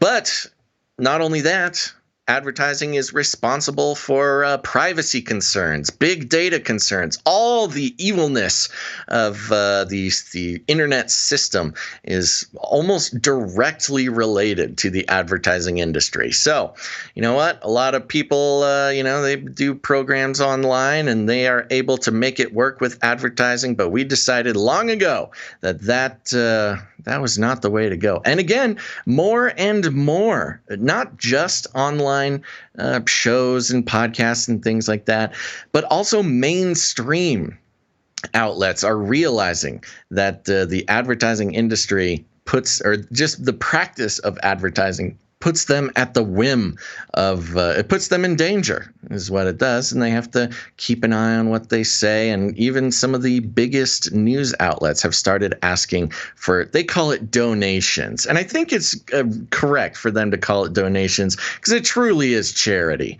If you're donating to Washington Post or CNBC, that's real charity. But here, it ain't charity. I mean, it is very generous, and we're very thankful for it. But for those who support the show or help make it happen, they are producers. That's right. They are producers because just like the real world, if you pay for a piece of media to be created, you're a producer. You can put it on your bios, put it on your LinkedIn. Go ahead, give them our email. We will vouch for you.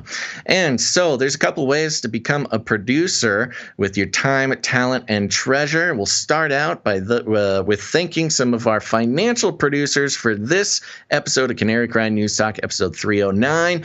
And the first way to do that is you can head over to patreon.com/CCNT for Canary Cry News Talk.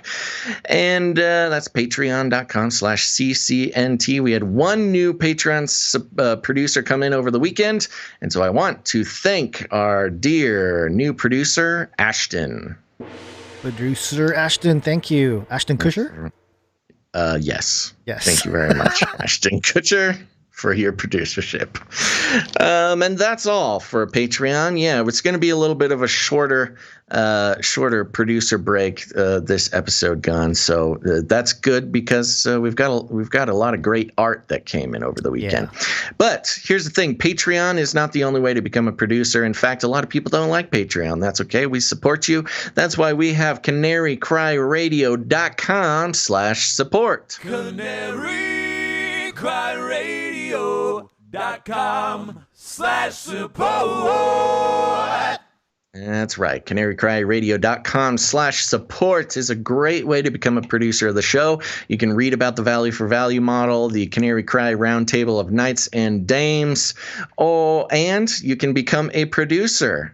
You can become a monthly producer, but if commitment is not your thing, you can come in to produce a one-time episode in any amount.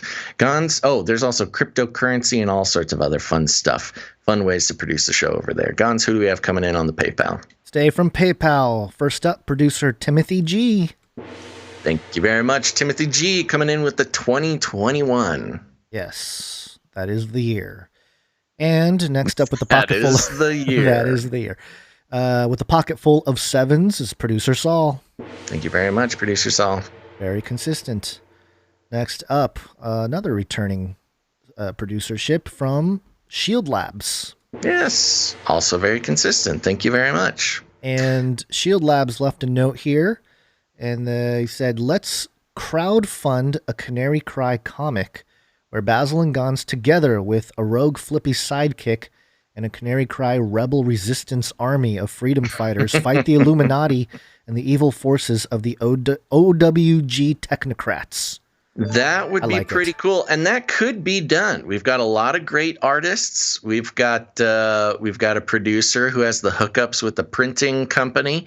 I mean, that could be done. All it takes is for somebody to organize it and pull it off, because we've proven that we are unable to do that. We are not. And we've got some very creative writers as well who listen to the show. Yes, very much so. So thank you for that, all of the PayPal producers for today. Also, you can support the show with cryptocurrencies, and you can go to canarycryradio.com/crypto to look up how that happens. And the discussion about crypto has been very interesting because as I mentioned, places like Gab.com, they're being forced to only use Bitcoin or like e-checks or physical checks to accept any kind of support because PayPal, and I think they said 4 banks have shut them out. So it's really happening to some of these folks, and really Bitcoin at the moment is a censorship-resistant form of exchange.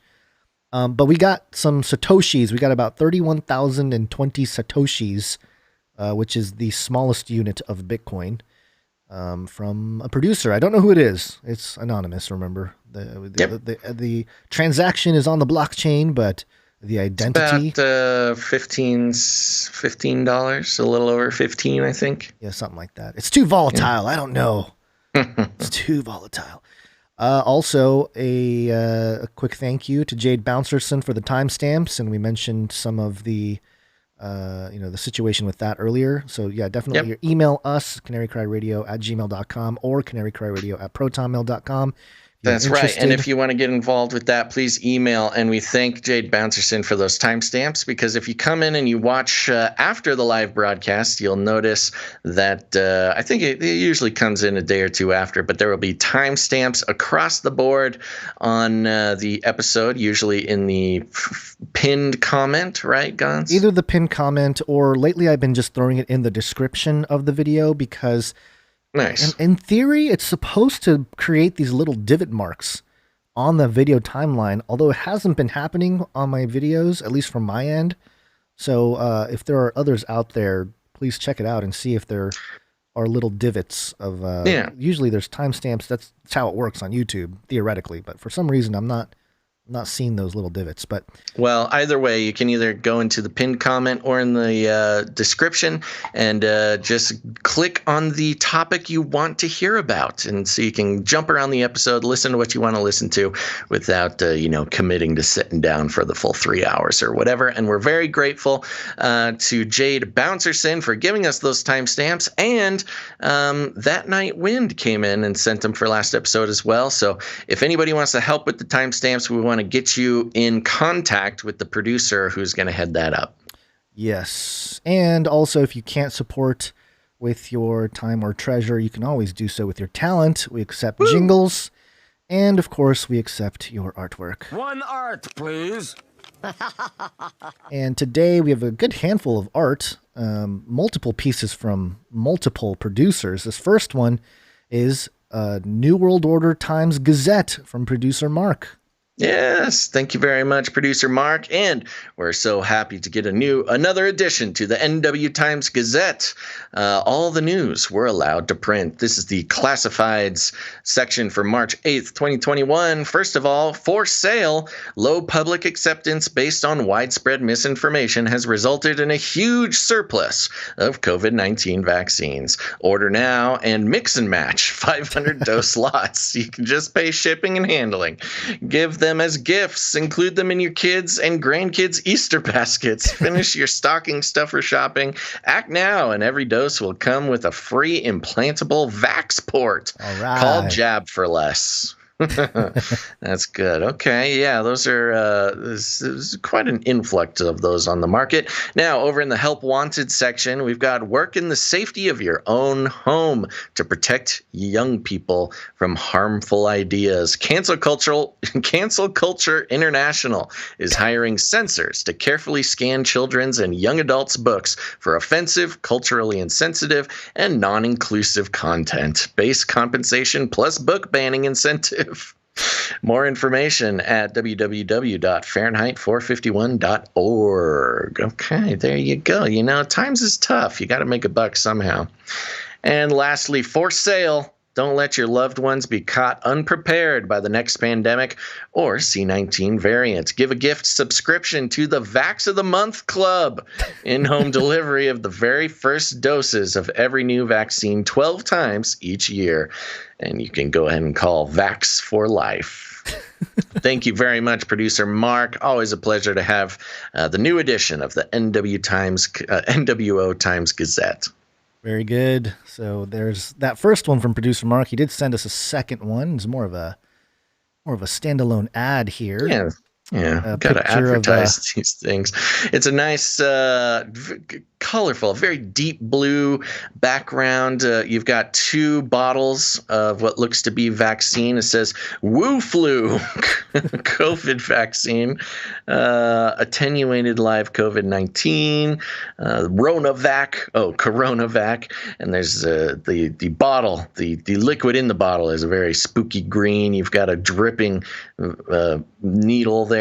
The Pharmaceutical Research and Manufacturers of America, pharma.org, National Institutes of Health, NIH.gov, Centers for Disease Control, CDC.gov, and World Health Organization, WHO.org. We promise it's safe. Inspires so much confidence. Yeah, looks like the green goo from Ninja Turtles. Yeah. It's going to turn those little baby turtles into super fighting ninjas. Just what we need. Thank you, Producer Mark, for those. Next up, we have one from Producer Christina. And Christine. Christine.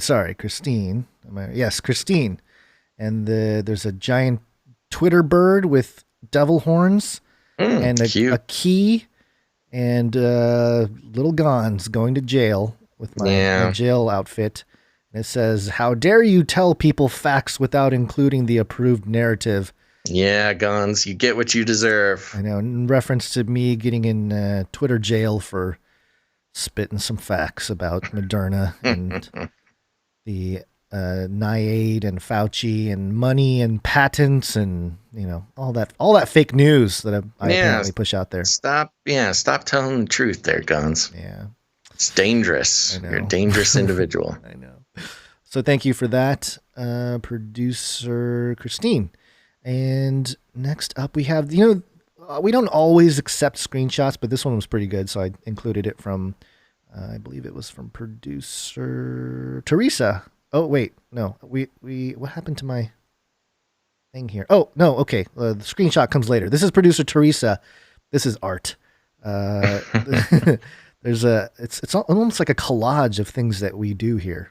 Yeah, it's a nice, I believe the email called it free advertising. So we've got an image here of two fists fist bumping with some lava coming out of it's very hardcore looking. Of course, says Canary Cry, and the left fist says Age of Deceit. The right fist says the Joyspiracy Theory. Then, of course, we've got a little Tweety bird in a cage checking it out.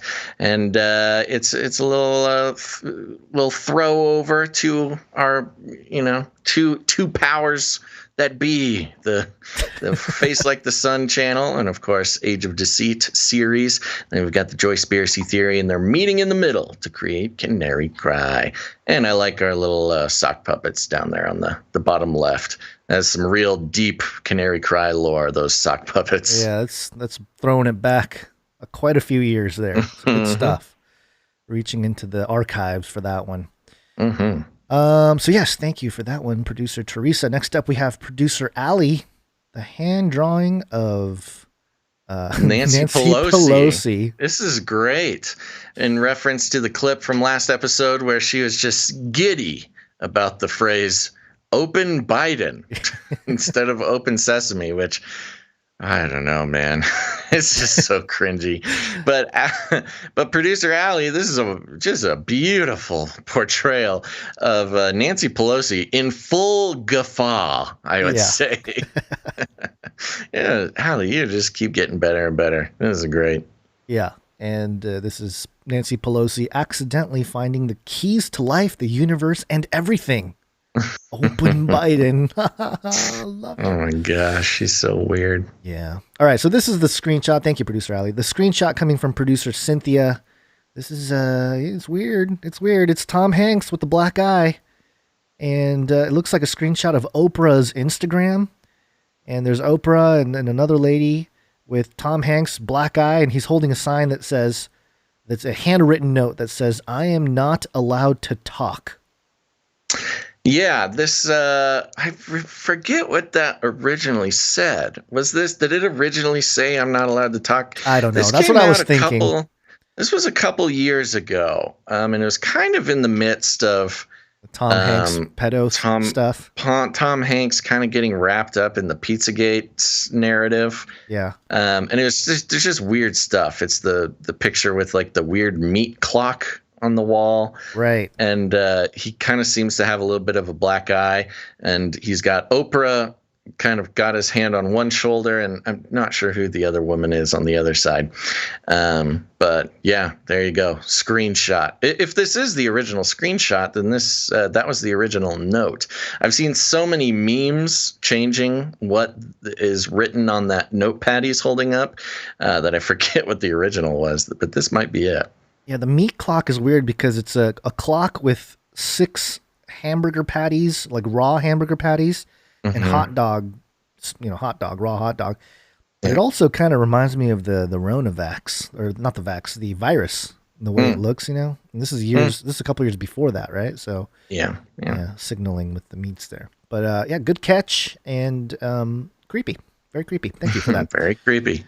Next up, we have a couple great pieces of photoshoppery by producer Mike B. This first one is the quotes. You know how they have those A to Z quotes things there on the internet?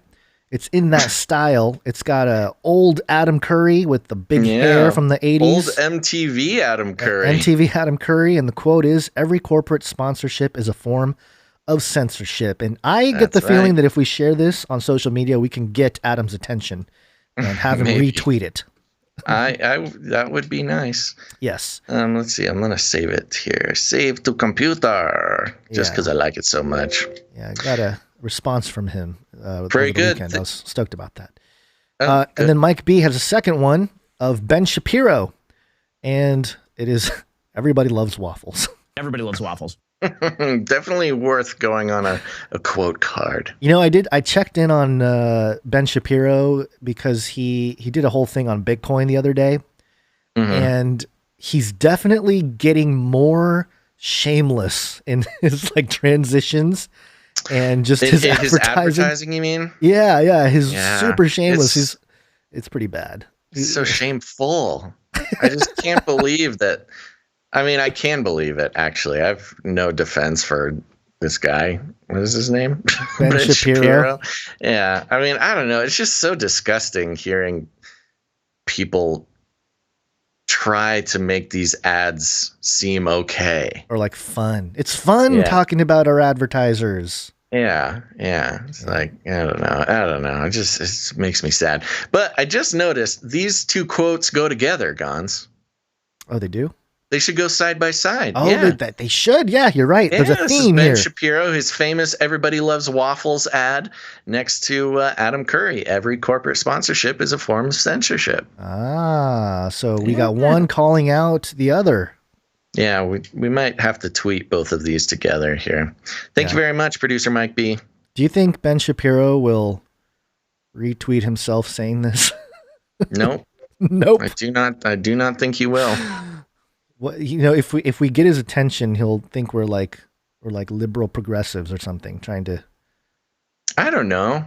I don't know anything about him. Maybe he's cool. Maybe not. I have no idea. Maybe he's cool. That's okay. Maybe he's just like playing a character or something. Oh. I don't know. Maybe he's just like a guy who just Basil _ Rosewater, everybody, or Ben. What? All right, last one here. This is from someone we labeled Anon, and it's like a cartoon, little mini cartoon here. Do you want to explain what's going on since it's your? It's your actually thing? not showing up for me. It's not. Hold on, let me up. open it up. I saved it on my computer. Yeah, on our document, it's not showing up for me. Oh. So let me pull it up on my computer, Dora. Here we go. Yeah, this is great. It's like, this might be a beginning to the comic book. So we've got a few panels here, comic book style. Flippy, colloquial name for disembodied robot arms, taking our jobs, enslaving our children, and flirting with our spouses. The first panel here, you've got a robot arm, looks like dropping a stack of papers. Oh no. Pink slips. There's a pink slip. Somebody got fired, and Flippy Arm is taking the stack of papers, saying, "I will take those now." And then in the next panel, said, "Look at me, only me, trust me, me." And this is a child wearing a VR helmet, playing some video games, and being brainwashed by the Flippy. Next, we have a hand. A human hand handing some flowers to a female human hand, it looks like. Oh, no, this is Flippy. Yeah, Flippy is giving, flirting with our spouses. "For you, my dear." Flippy never forgets. "Beware of Flippy." I'll hold that for you. He's taking. Okay, so there's a picket sign. Somebody is protesting Flippy, and Flippy goes ahead and commandeers the sign. Because, of course, a robot arm can hold a picket sign much better than a human. This is CCNT 295. Boston Dynamics Spot robot is now armed. What normies imagine when they hear that Spot is now armed, and it shows Spot, the robot dog, with an arm. What I imagine when I hear that Spot is now armed. Spot is armed, and it's a robot dog with just Gatling gun, a bandolier with ammo, grenade launcher. It's a Flippy Rambo. Yeah, exactly. Flippy Rambo, and he's coming after you. Yeah. Thank you so much. Who made this one here? We're going to call them Anon. Anonymous. They would like to remain anonymous. Very much. Yeah, thank you very much, Anonymous. And we got your note. They said that in the past couple weeks, we talked about Robot Spot being armed. The image that popped into my mind was very different from the authors of the article. I ended up sketching a concept of my idea, but then I thought it would be too vague or abstract to understand, so I found some images and traced them for a better representation. Skip forward to the most recent show. Lo and behold, Spot has a pink gun. That's when I knew that I need to finish the sketches and shoot them over for the next show. And so they included both versions, and this is the other version here. The second version is great, too. Yeah, this is from CCNT 295. Boston Dynamics Spot robot is now armed. And then what they meant, and they have the regular Spot with the robot arm picking up a glass on a table. And the other side, what I envisioned, it's Flippy, the Spot dog with, what would you call Basically that? with an entire Terminator on top of it. With basically Gatling guns for arms. Right. That's fun. I like that a lot. Thank you very much, Anonymous. Yeah, there you go. That's all the art for today. We appreciate all the producers out there and all the contributions. And, we highlight these pieces of art and the jingles and all that stuff because it really is part of the conversation, and you're providing content to the show. This is content to create discussions. You can take those and share it as a meme, and you can do all kinds of stuff with it. So Feel free, go to canarycrynewstalk.com and look at all the artwork that people have sent in. We post it on every single episode. That's right. Okay, anything else for this break, Gonz? I believe that is all. Okay, let's wake on up. Yes, it's wake-up time. Hey, yo, wake up. Okay, let's start with the 33. 33 is the number of completion of the Great War, which is an Illuminati dog whistle. The miningjournal.net. 33 years later, Eddie Murphy, Arsenio Hall returned to Zamunda. And did you ever watch Coming to America? Yeah, that movie's got a lot of hype recently. Yeah, I think they're redoing it 33 years later. They're bringing it back. Oh, good. Okay. Well, message received. Yeah, it says here, when Eddie Murphy made the original Coming to America, he was almost indisputably the funniest man in America. Murphy was at the height of his fame, coming off Beverly Hills Cop 2 and the stand-up special Raw. They were heady times. Arsenio Hall, Murphy's longtime friend and co-star in Coming to America, remembers him sneaking out during the shoot to a Hollywood nightclub while still dressed as Prince Akeem and his loyal aide, Semi. We were insane, says Hall. The 80s. This was from the 80s. 80s was a blur, blah, blah, blah, blah. But yeah, they're doing Coming to America 2. And of course, they got the signal. They're like, it has been 33 years. You may now make the Activate sequel. Activate 33 sequel. Years complete. That's the same thing with the whole Smashing Pumpkins thing. Remember? They're like, oh, the follow-up to our album from 1995 with 33 songs. Yeah, right. Kind of weird. I know. It just keeps popping up. It's the magic number. I know. The dog whistle. You want to talk about some politics here? Let's do it. It's Latin for many. Tick. Now suck your blood.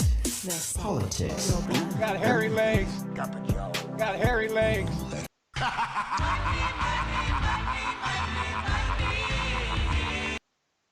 That's right. I'm going to talk about some politics, some mini bloodsuckers. And this next story, I'm bringing it from MSN, but it's a mirror from a Washington Post article. And just for some background here, we all know that the $1.9 trillion stimulus plan has been passed for, I think it's the third stimmy check coming out for $1,400, not the $2,000 that was campaigned on and promised to everybody. And of course, if you run those numbers, yes, you'll notice that the vast majority of 1.9 trillion is going to pork for whatever different politicians' needs, and not directly to the people. But Washington Post has a headline that's kind of gives a different view of the stimulus. Biden's stimulus showers money on Americans, sharply cutting poverty and favoring individuals over businesses. Sorry, I hit the wrong jingle there. I was trying to hit the after showers money on Americans. Yeah, I mean, every phrase of this is just so insulting to somebody who actually knows what's in the stimulus. Biden's stimulus showers money on Americans, sharply cutting poverty. So $1,400 is going to cure poverty in America, apparently, and favoring individuals over businesses. Well, maybe they didn't read the part in the stimulus that hundreds of billions of dollars are going to big corporations. But okay, whatever you say, Washington Post. The article reads like this: President Biden's stimulus package, which is, do you want to, real quick while I'm reading this, look up a breakdown? Maybe we can read some of the stimulus package breakdown items. Sure. I do want to mention that 1.9 trillion is equivalent to spending $1.3 million every day for 4,000 years. That's 1.9 trillion. It's a preposterous amount of money. Yeah. And and $1,400 goes to each person. Yay. Yeah. I mean, that's enough to give. So let's see, 1.9 trillion to 300 million. I mean, that's enough to give every man, woman, and child in America like what is it? $250 $250 million, something crazy. 300 million in America? Yeah. Or I'm going to say 320 million. Yeah. It's about $6,000. Really? That's if I did my math right, hold on. 6,000. Okay, you're right. Yeah. Anyways, let's read this. Yeah, it's 1.9. So yeah, about $6,000. I did a bad brain math. President Biden's stimulus package, which passed the Senate on Saturday, represents one of the most generous expansions of aid to the poor in recent history. Oh, just listen to that. While also showering thousands, or in some cases, tens of thousands of dollars on American families navigating the coronavirus pandemic. When they say in some cases, they mean families who have like 10 kids. Yeah. Will get $10,000. The roughly $1.9 trillion American Rescue Plan, which only Democrats supported, spends most of the money on low-income and middle-class Americans and state and local governments, with very little funding going towards companies. The plan is one of the largest federal. Notice how there's no mention of the international money getting sent off either. Yeah. The plan is one of the largest federal responses to a downturn Congress has enacted, and economists estimate it will boost growth this year to the highest level in decades. Oh, great. And reduce the number of Americans living in poverty by a third. $1,400 is going to reduce the number of Americans living in poverty by a third. What's the poverty line? Last I checked, it was $22,000 a year. They're probably going to move that down. Move that number down. They're like, oh, I mean, it's 14,000 now, and look at that. We've done amazing work. How does that make sense? How does $1,400 bring somebody entirely out of poverty? It just I don't get it. It doesn't make any sense. Thanks, WAPO. This round of aid enjoys wide support across the country. Polls show, and it is no kidding. Polls always will show support for free money. And it is likely to be felt quickly by low and moderate income Americans who stand to receive not just larger checks than before, but money from expanded tax credits, particularly geared towards parents, enhanced unemployment, rental assistance, food aid, and health insurance subsidies. But the ambitious legislation entails risks, both economic and political. The bill, which the House is expected to pass and send to Biden within days, injects the economy with so much money that some economists from both parties are warning that growth could overheat, leading to a bout of hard-to-contain inflation. Hey. Meanwhile, there we go.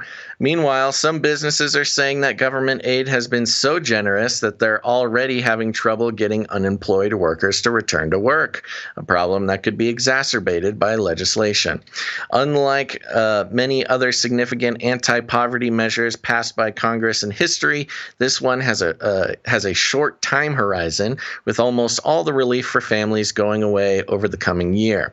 That could be an abrupt awakening for Americans who have grown accustomed to financial support, since Congress moved swiftly to create a stronger safety net at the start of the pandemic a year ago. It also lacks bipartisan imprint of former President Trump's bills.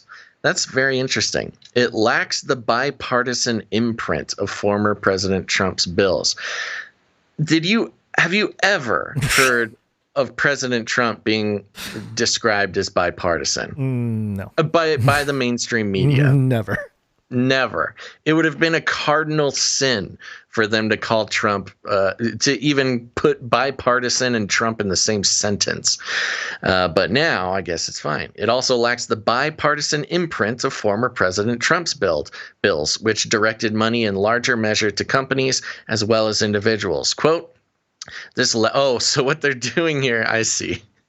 They're comparing. This is how they could get away with calling Trump bipartisan, because the bipartisan part of it is, of course, Republicans would want to give companies all the money. So, okay. I see how they got away with that. Quote, this legislative package likely represents the most effective set of policies for reducing child poverty ever in one bill, especially among Black and Latinx children. Do they not know that the phrase Latinx is just so insulting to that community? They don't care. They don't care. As long as those white liberals feel good about themselves. Said Indavar Duttagupta, co-executive director of the Georgetown Center on Poverty and Inequality. Quote, the Biden administration is seeing this more like a wartime mobilization. They'll deal with any downside risks later on. Great. Cool. It's... That's just kicking the can down the road. I mean, they've been doing that for years. It's not nothing new. Well, that's how the American system works now, ever since it was off the gold standard. You know, you just build debt, keep pushing that debt off into further generations. Yep. The total numbers are staggering. Cumulatively, the government will hand out $2.2 trillion to workers and families between the relief passed last year and this latest bill. Okay, so they're combining all of the bills. See, that's interesting. Because, you know, people reading that, they'll only read the first part of that and go, see, it's all going to the people. But and then they bash Trump for half of it, and then they're like, oh, actually, let's add that Trump money in there because otherwise it looks like we're not giving any of the money. There's two stimuluses during the Trump administration. Yeah, to make it seem like it's actually good. That's really deceptive for them to do that because this whole thing is incredibly deceptive. Yeah. Anyway.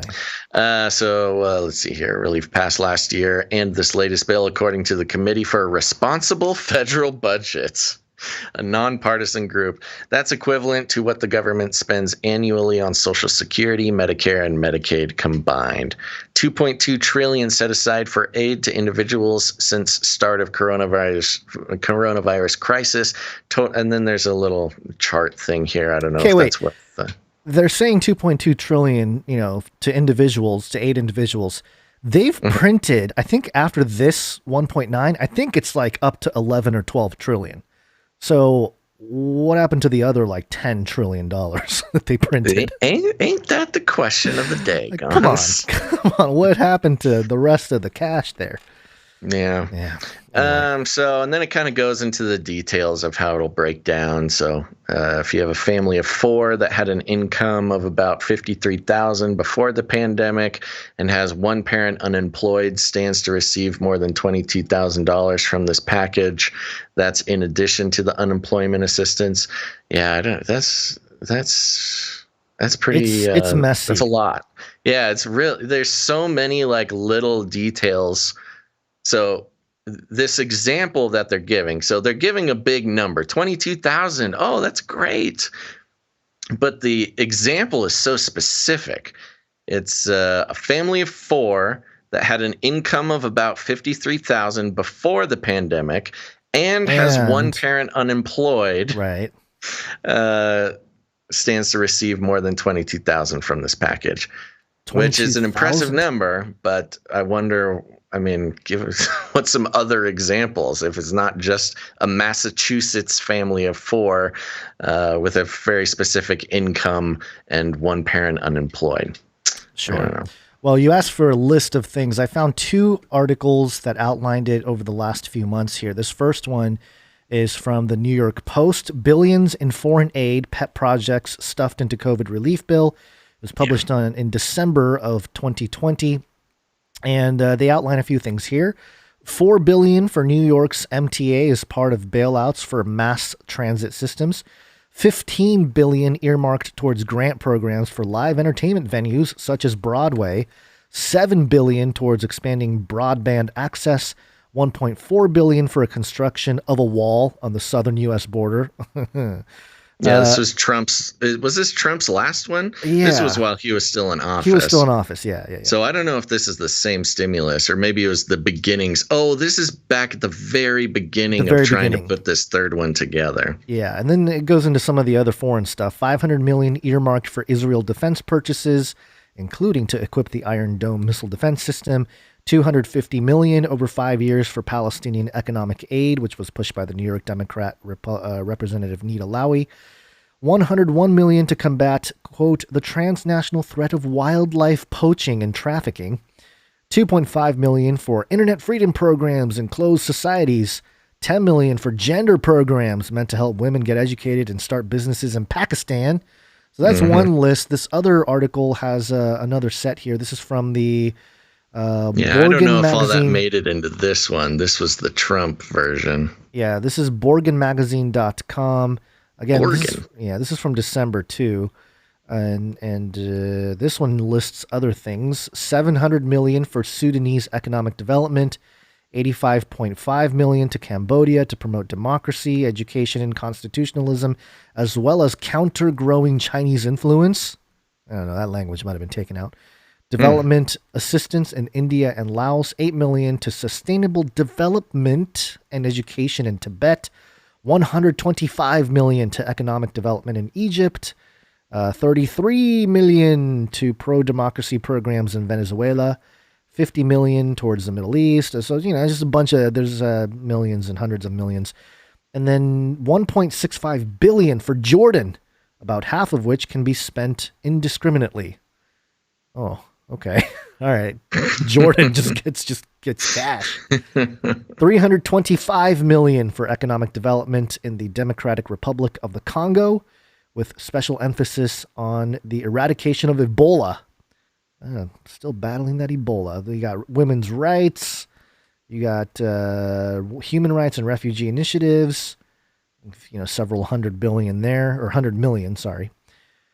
So yeah, I couldn't find a list from the most recent bill. So I don't know if there's something that lists all that. Maybe they haven't. Maybe the full bill, because a lot of these bills, they don't make them public until they're passed. Right. So and they're usually thousands of pages long. So I remember them saying that it's a 5,000-page document that they released at 9 in the morning, and then that afternoon they had to vote on it. So it's not like there's. Unless they downloaded it straight to their brains using Neuralink. Continuing to scan through this WAPO article just to see if there's anything particularly needs to be addressed. But this does say, to address the needs of low-income families, this bill does more than provide stimulus funds and extend unemployment aid. It also expands three key tax credits: the child tax credit, the earned income tax credit, and the child and dependent care tax credit that advocates for the poor have long urged the government to do to help reduce poverty. These programs take up about $150 billion of the bill. And in a $1.9 trillion bill, $150 billion is really not a lot. No. So this is kind of part of we will lift everybody out of poverty, or at least 1/3 out of poverty. But it's only $150 billion that goes to these tax credits. Yeah, there's a Tennessee Senator Marsha Blackburn who tweeted out a little, she's obviously bashing the Democrats here. This was published in February the 24th, and she has a little thing here. It says, Democrats' COVID relief wish list, art, museums, and library services, $335 million. Pelosi's subway, $112 million. Right. Services including Planned Parenthood, $50 million, climate justice, $50 million, much, much more. Total $1.9 trillion tax dollars. And I was also seeing a thing yesterday, how it said this is costing Americans $5,000 some dollars per person, and you get $1,400 out of it. Right. Doing the math of what it would divide each person tax wise. Yeah, because essentially you got to pay all this money back, but because it's not all getting passed out to the public is also paying for all these weird little side projects that are in here. Here's a little bonus. These tax changes, along with another round of cash payments, will boost incomes of the bottom 20% of Americans by 33%. Good job, Joe. Mm-hmm. He's getting his hairy legs patted. Yeah. Well, we'll see how all this goes. Again, they hide. Well, a lot of the benefit is not in the cash check, at least if this article is to be believed, that most of the benefits will come from tax cuts, which, I guess that's cool. But that just gets complicated. It's like a slithery way to say that you're helping people out. Why would you why even bother? Why not just give them the cash instead of the tax credits? Because one of the biggest things that the government kind of takes advantage of is people in middle and lower classes not knowing all the little tax tricks to take advantage of. Yeah. I mean, that's one of the biggest difference with the wealthy class is that, they have enough money to pay for a professional to help them jump through all the loops. Whereas if you're just jumping on TurboTax, you're not going to get the highest benefit that you possibly could, but they'll still take all the credit for helping you out. Yeah, and along these lines here, Yahoo Finance had an article. The 1.9 trillion COVID-19 stimulus plans won't overheat economy. Biden economic advisor. I think you read that in the in the thing there, but let me just see what this says here. Don't count White House Council of Economic Advisors member Jared Bernstein as in the same camp of those super worried investors concerned that the 1.9 trillion COVID-19 relief will spur a strong stretch of inflation this year and perhaps hit the equities market. Quote, it's important to distinguish between heat and overheat. Nobody in the White House is arguing that there are zero risks of price pressures. That would be irresponsible. It would be something we, of course, would not do because any economic policy involves risk. So what you have to do is risk management. You have to examine the risks of doing too little against the risk of doing too much. Now the risks of doing too little are extremely limited, Bernstein explained to Yahoo Finance Live. Bernstein said it's more important to get economic stimulus in the system to help improve the black unemployment rate, those that are long-term unemployed and others collecting unemployment insurance. He argued the economy's capacity is, quote, much larger than than many of the people currently fretting about overheating inflation realize. Said Bernstein, quote, so if you put all of that together, we think we are looking at heat regarding inflation / economy, not overheat. Suffice it to say, the inflationary worrywarts continue to have control of the equities markets right now. And it goes into some numbers of yields and stuff like that. But we're talking about heat, Basil, not overheating. Okay, so heat it up. So it's going to go, the price of gas and, a loaf of bread. Yeah. It'll go up, but it won't go way up. Won't overheat. And I mean, let me be clear. Here's the thing. People who are struggling out there and having a hard time having to choose between medicine and food and childcare and surviving, I actually, believe it or not, such a revolutionary idea, don't want people to die because of this, the response to coronavirus and the lockdowns and the economic sabotage as a result. And of course, we all know the web of details when it comes to the Great Reset and some big fancy plans that this certainly is a part of. But you know what?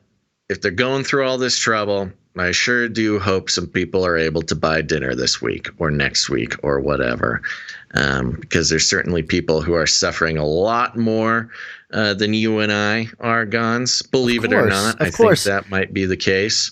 Yeah. Not to say that this I'm all on board with the stimulus, but it's something I can't control. I have no control over the stimulus.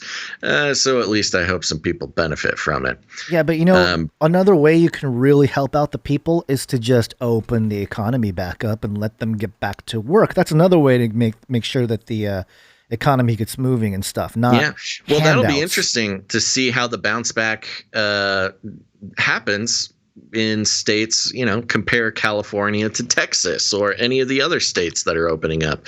I mean, Florida, who's basically been open, relatively much more open than most of the other states, seems to be doing fine economically. Yeah, they seem to be doing okay anyway. And, there's a headline here. Than a lot of the super lockdown states. Yeah, and there's a headline here from the Times of India. And the headline was, Universal Basic Income is the, quote, vaccine for poverty, says researcher Scott Santens. So vaccine for poverty. Vaccine for poverty. So that's the kind of thinking I think that's happening in the U.S. here, too. That, you got your your physical vaccine, but also, the economic vaccine for the poor. Just rain money down. You can just put the word vaccine on anything and people think it's great. Yeah, it's wonderful. It's Joe Biden raining down.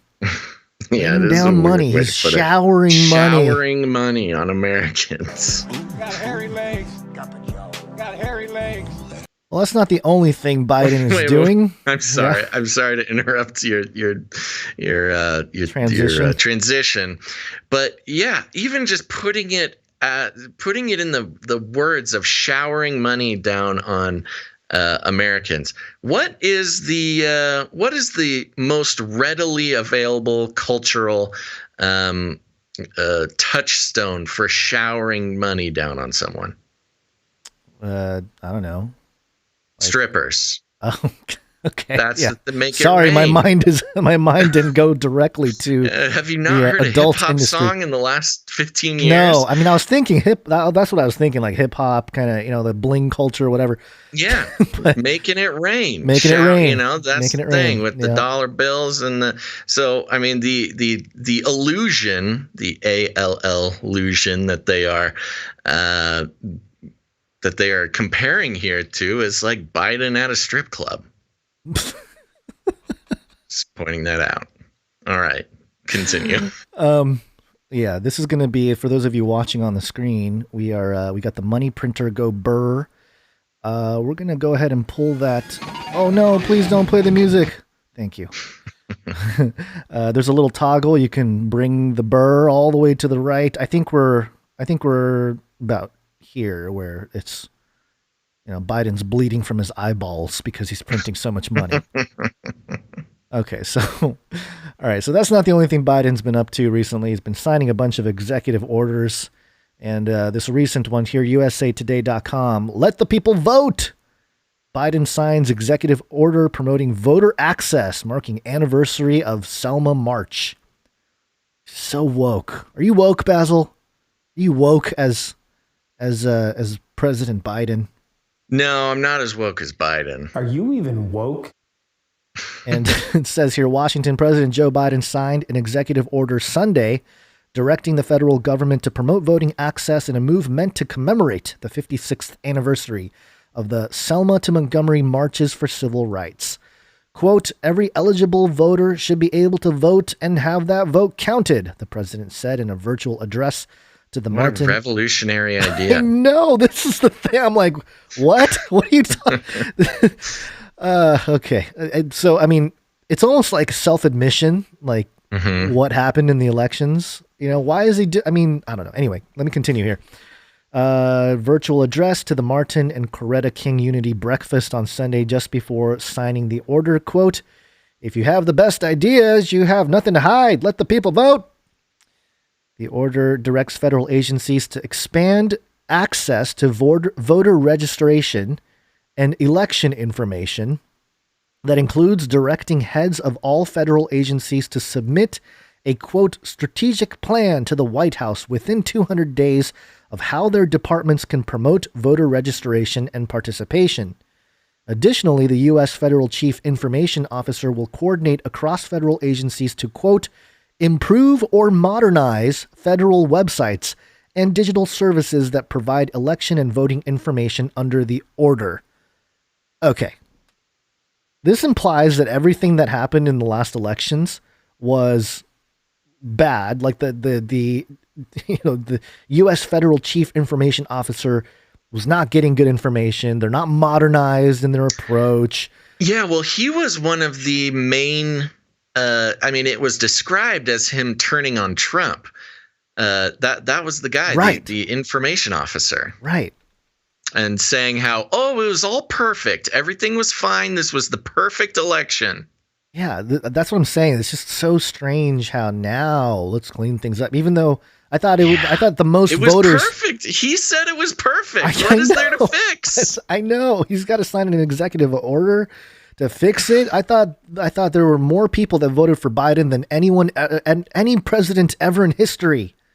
But we got to fix some things. We got to modernize. We got to improve and modernize the thing. Come on, man.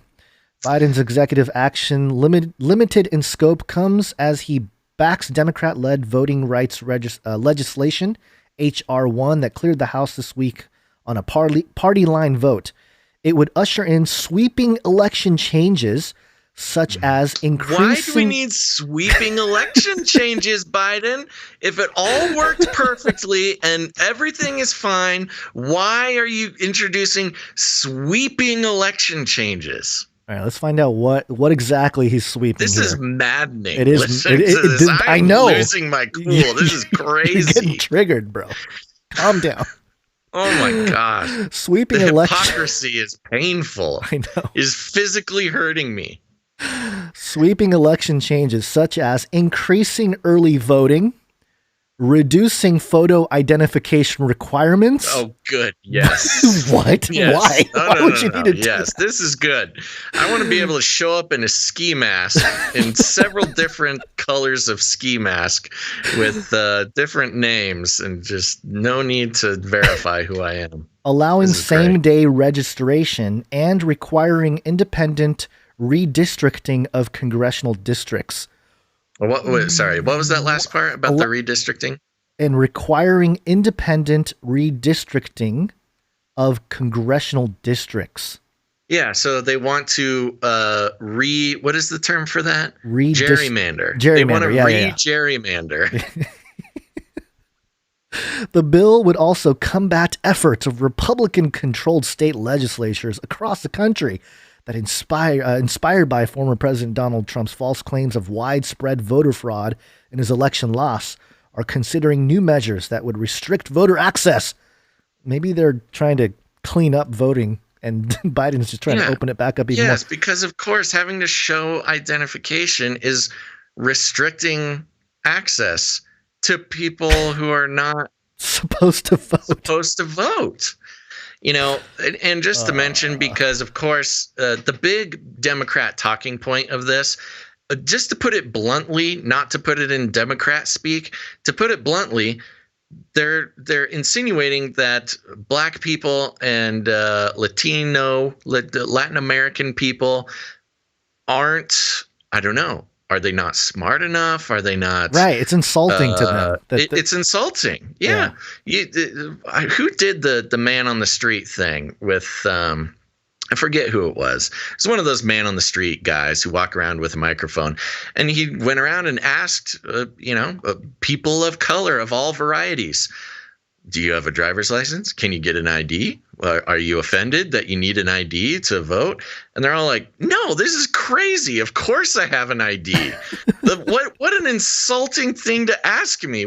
Of course I do. And so, yeah, anyways. Might have been Mark Dice or something. So it was someone like that, yeah. Says here, the Unity Breakfast fell on the 56th anniversary of Bloody Sunday in Selma, Alabama on March 7th, 1965. More than 100 peaceful protesters on their way to Montgomery, including the late Rep. John Lewis, were met on the Edmund Pettus Bridge by a wall of police. The protesters were tear-gassed and beaten. Lewis's skull was fractured. Quote, the legacy of the march in Selma is that while nothing can stop a free people from exercising their most sacred power as a citizen, there are those who will do everything they can to take away that power, Biden said in his remarks to the attendees. Isn't he the one taking away that power? And he goes on and blah, blah, blah.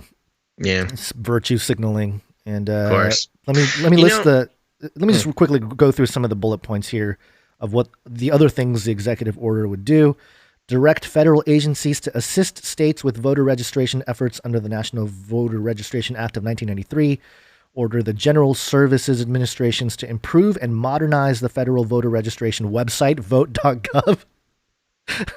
I like it when they have to sign an executive order to improve a website. Yeah. Just can't do it. The Biden-Obama camp is famous for that. I know. The Obamacare thing, website, that was a biggest disaster. Failure on the internet. Oh, yeah. That was horrible. About the ID thing, you get your ID from the government. Yes. If you have a certain population who is unable to get an ID, that's not their fault. That's the government's fault. Why not work on making it easier and more, I don't know. I don't even know what the problem is in the process that they are imagining. Again, I don't think there is one. But why not just make it easier to get an ID if it's apparently so difficult that people of color can't figure it out, Biden? Yeah. I don't know. Yeah, Jared over on the YouTube mentioned something. I don't want to get too sidetracked, but he said, why do we let rich people run everything? They just snowball money and bury you. It happens every couple hundred years. I would say it happens even earlier, much sooner more than frequent than that. But what if there was like a cap on wealth that would exclude you from being able to become a politician? Like, well, that makes sense. If you have more than $1 million, you can't run. I don't know what the number would be. Again, $1 million isn't necessarily all it is cracked up to be. Call it 5. Yeah. Although I learned from what was that TV show? Oh, what is it? Succession. Did you watch Succession? I have no clue what that is. It's I think it was an HBO show that it was a narrative. I don't have the Hobo Network, so okay, that followed the lives of a really rich family who owned basically like a Fox News type thing. It was kind of like based on the Murdochs or something. Yeah. But one of the scenes on there, somebody who was not rich was offered $5 million and was like he was talking to his rich friends like, oh, should I take this $5 million? Oh my gosh, I'll have so much money. And the really wealthy people were like, having $5 million isn't even worth it. It's not enough money to, after you pay taxes, it's not enough money to live rich. Like you can't like buy the Lamborghinis and the yachts and have the mansion with $5 million, but it's not enough to be rich, and it's too much to be poor.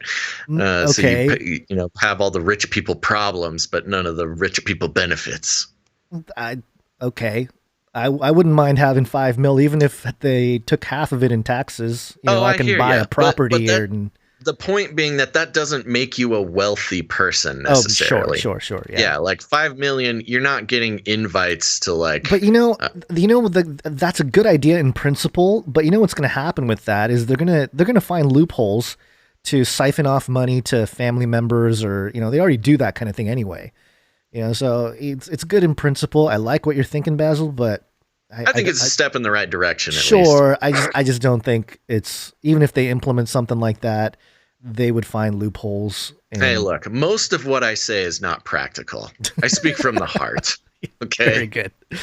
Let me just be clear about that. I think that would be a good understanding for everyone. Most of what I suggest is not practical, which is why I'm not a politician. Right. And you know who else speaks from the heart is New York Governor Cuomo. I touched inappropriately. Yeah. Oh, you stepped on it. I'm sorry. I got so excited about this story. I touched inappropriately.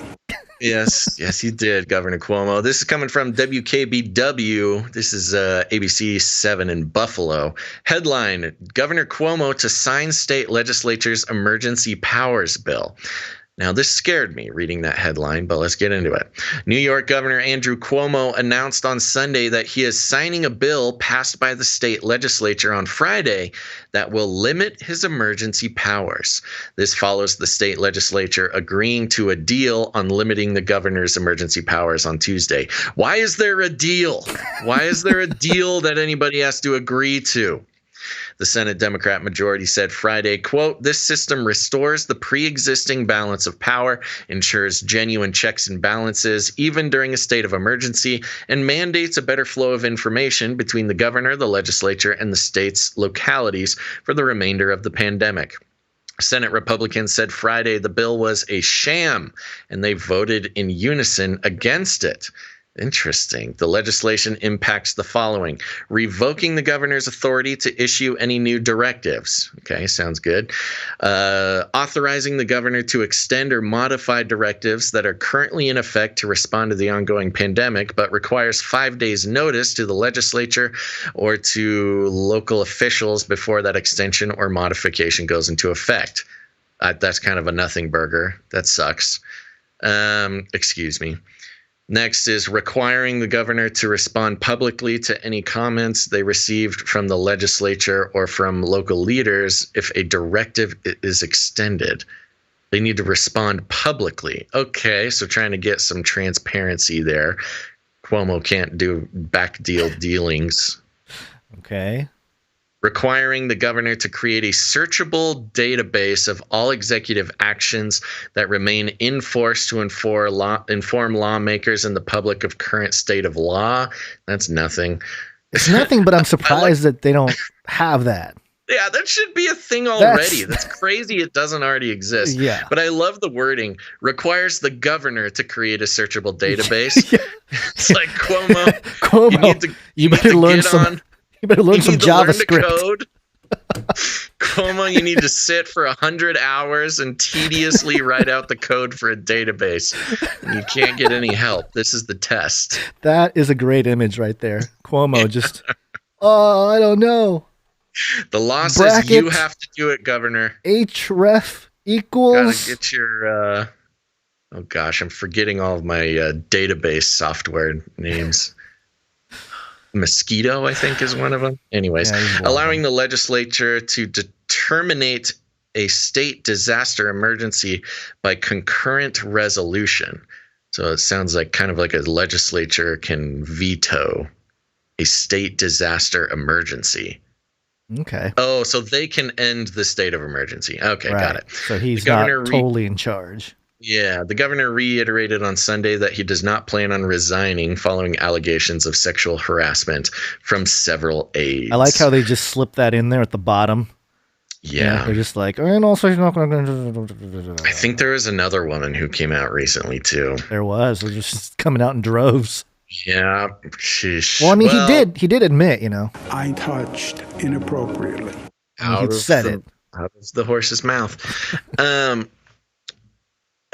So in response, the small government lover in me does like that they are limiting his emergency powers, that they're trying at least to strip him of his authoritarian powers in a state of emergency. It does kind of seem like it's a little bit weak, the legislation taking away some of his powers. It doesn't look like it's as strong as it should be. Now, here's a question. It is something. What kind of stuff are the Republicans there? What kind of dirty laundry do they have that they would call the bill a sham and vote against it? Yeah, what else? What is not on this list that they don't like? Yeah, well, either that or just in general, they're like, oh, wait, no, limiting power, that's a sham. Yeah, I wonder. That's a good question. My instincts tell me that there's a bunch of loopholes in this, that when they call it a sham, meaning like it's not what it seems. It's trying to act as if it's limiting his power, but it's really not. But maybe they're considering, because certainly Cuomo won't get re-elected, and he may even get thrown out before the end of his term, which would give the Republicans a chance to take over. And maybe the Republicans don't want to limit these powers because then their guy can't do it. Oh, maybe. All right. I mean, everybody's playing the same power game. It's not like the Republicans wouldn't wish that they could have an authoritarian as the governor. Yeah, there's a quote here from Senate Minority Leader Rob Ort in the link provided there. Quote, "The rescinding of the governor's powers shouldn't be like punishment." They should. I know.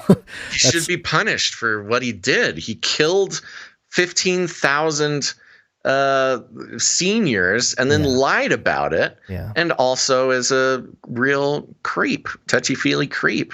Well, according to Ort, he says that's not going to bring closure or justice to the women.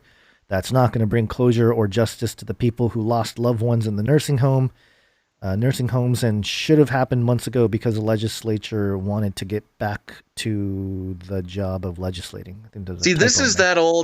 that old trick. This is an old trick, and it's a victim. It's a victim putting words in the victim's mouth. Yeah. Yeah.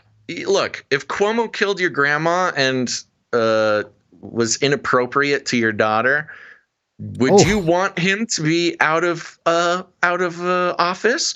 If you knew that you couldn't put him in jail or give him the old left hook, the least that could happen is get him out of office. it's a little bit of justice. It's not no justice.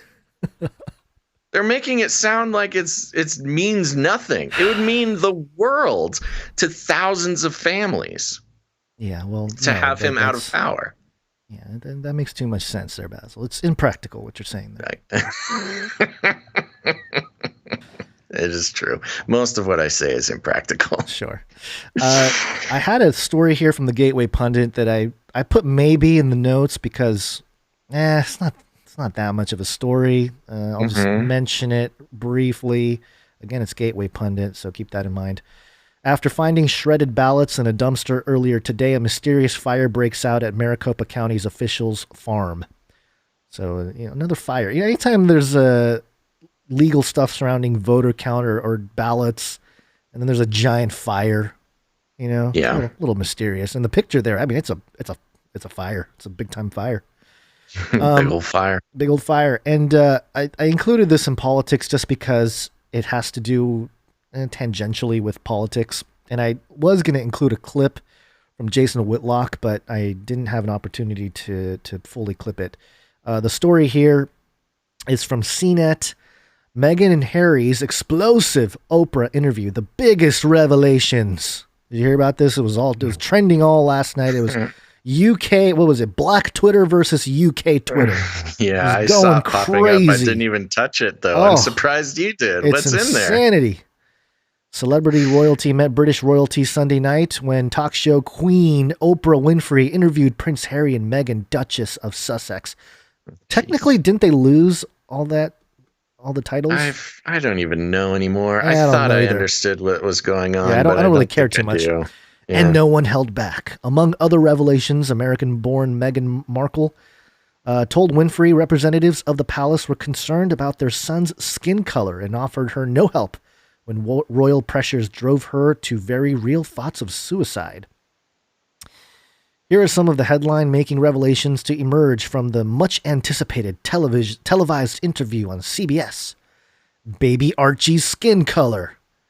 Meghan, now pregnant with the couple's second child, revealed that at least one person in the palace whom she didn't name was concerned about the skin color of the Sussex's first child, son Archie Harrison Mountbatten Windsor, who was born in 2019.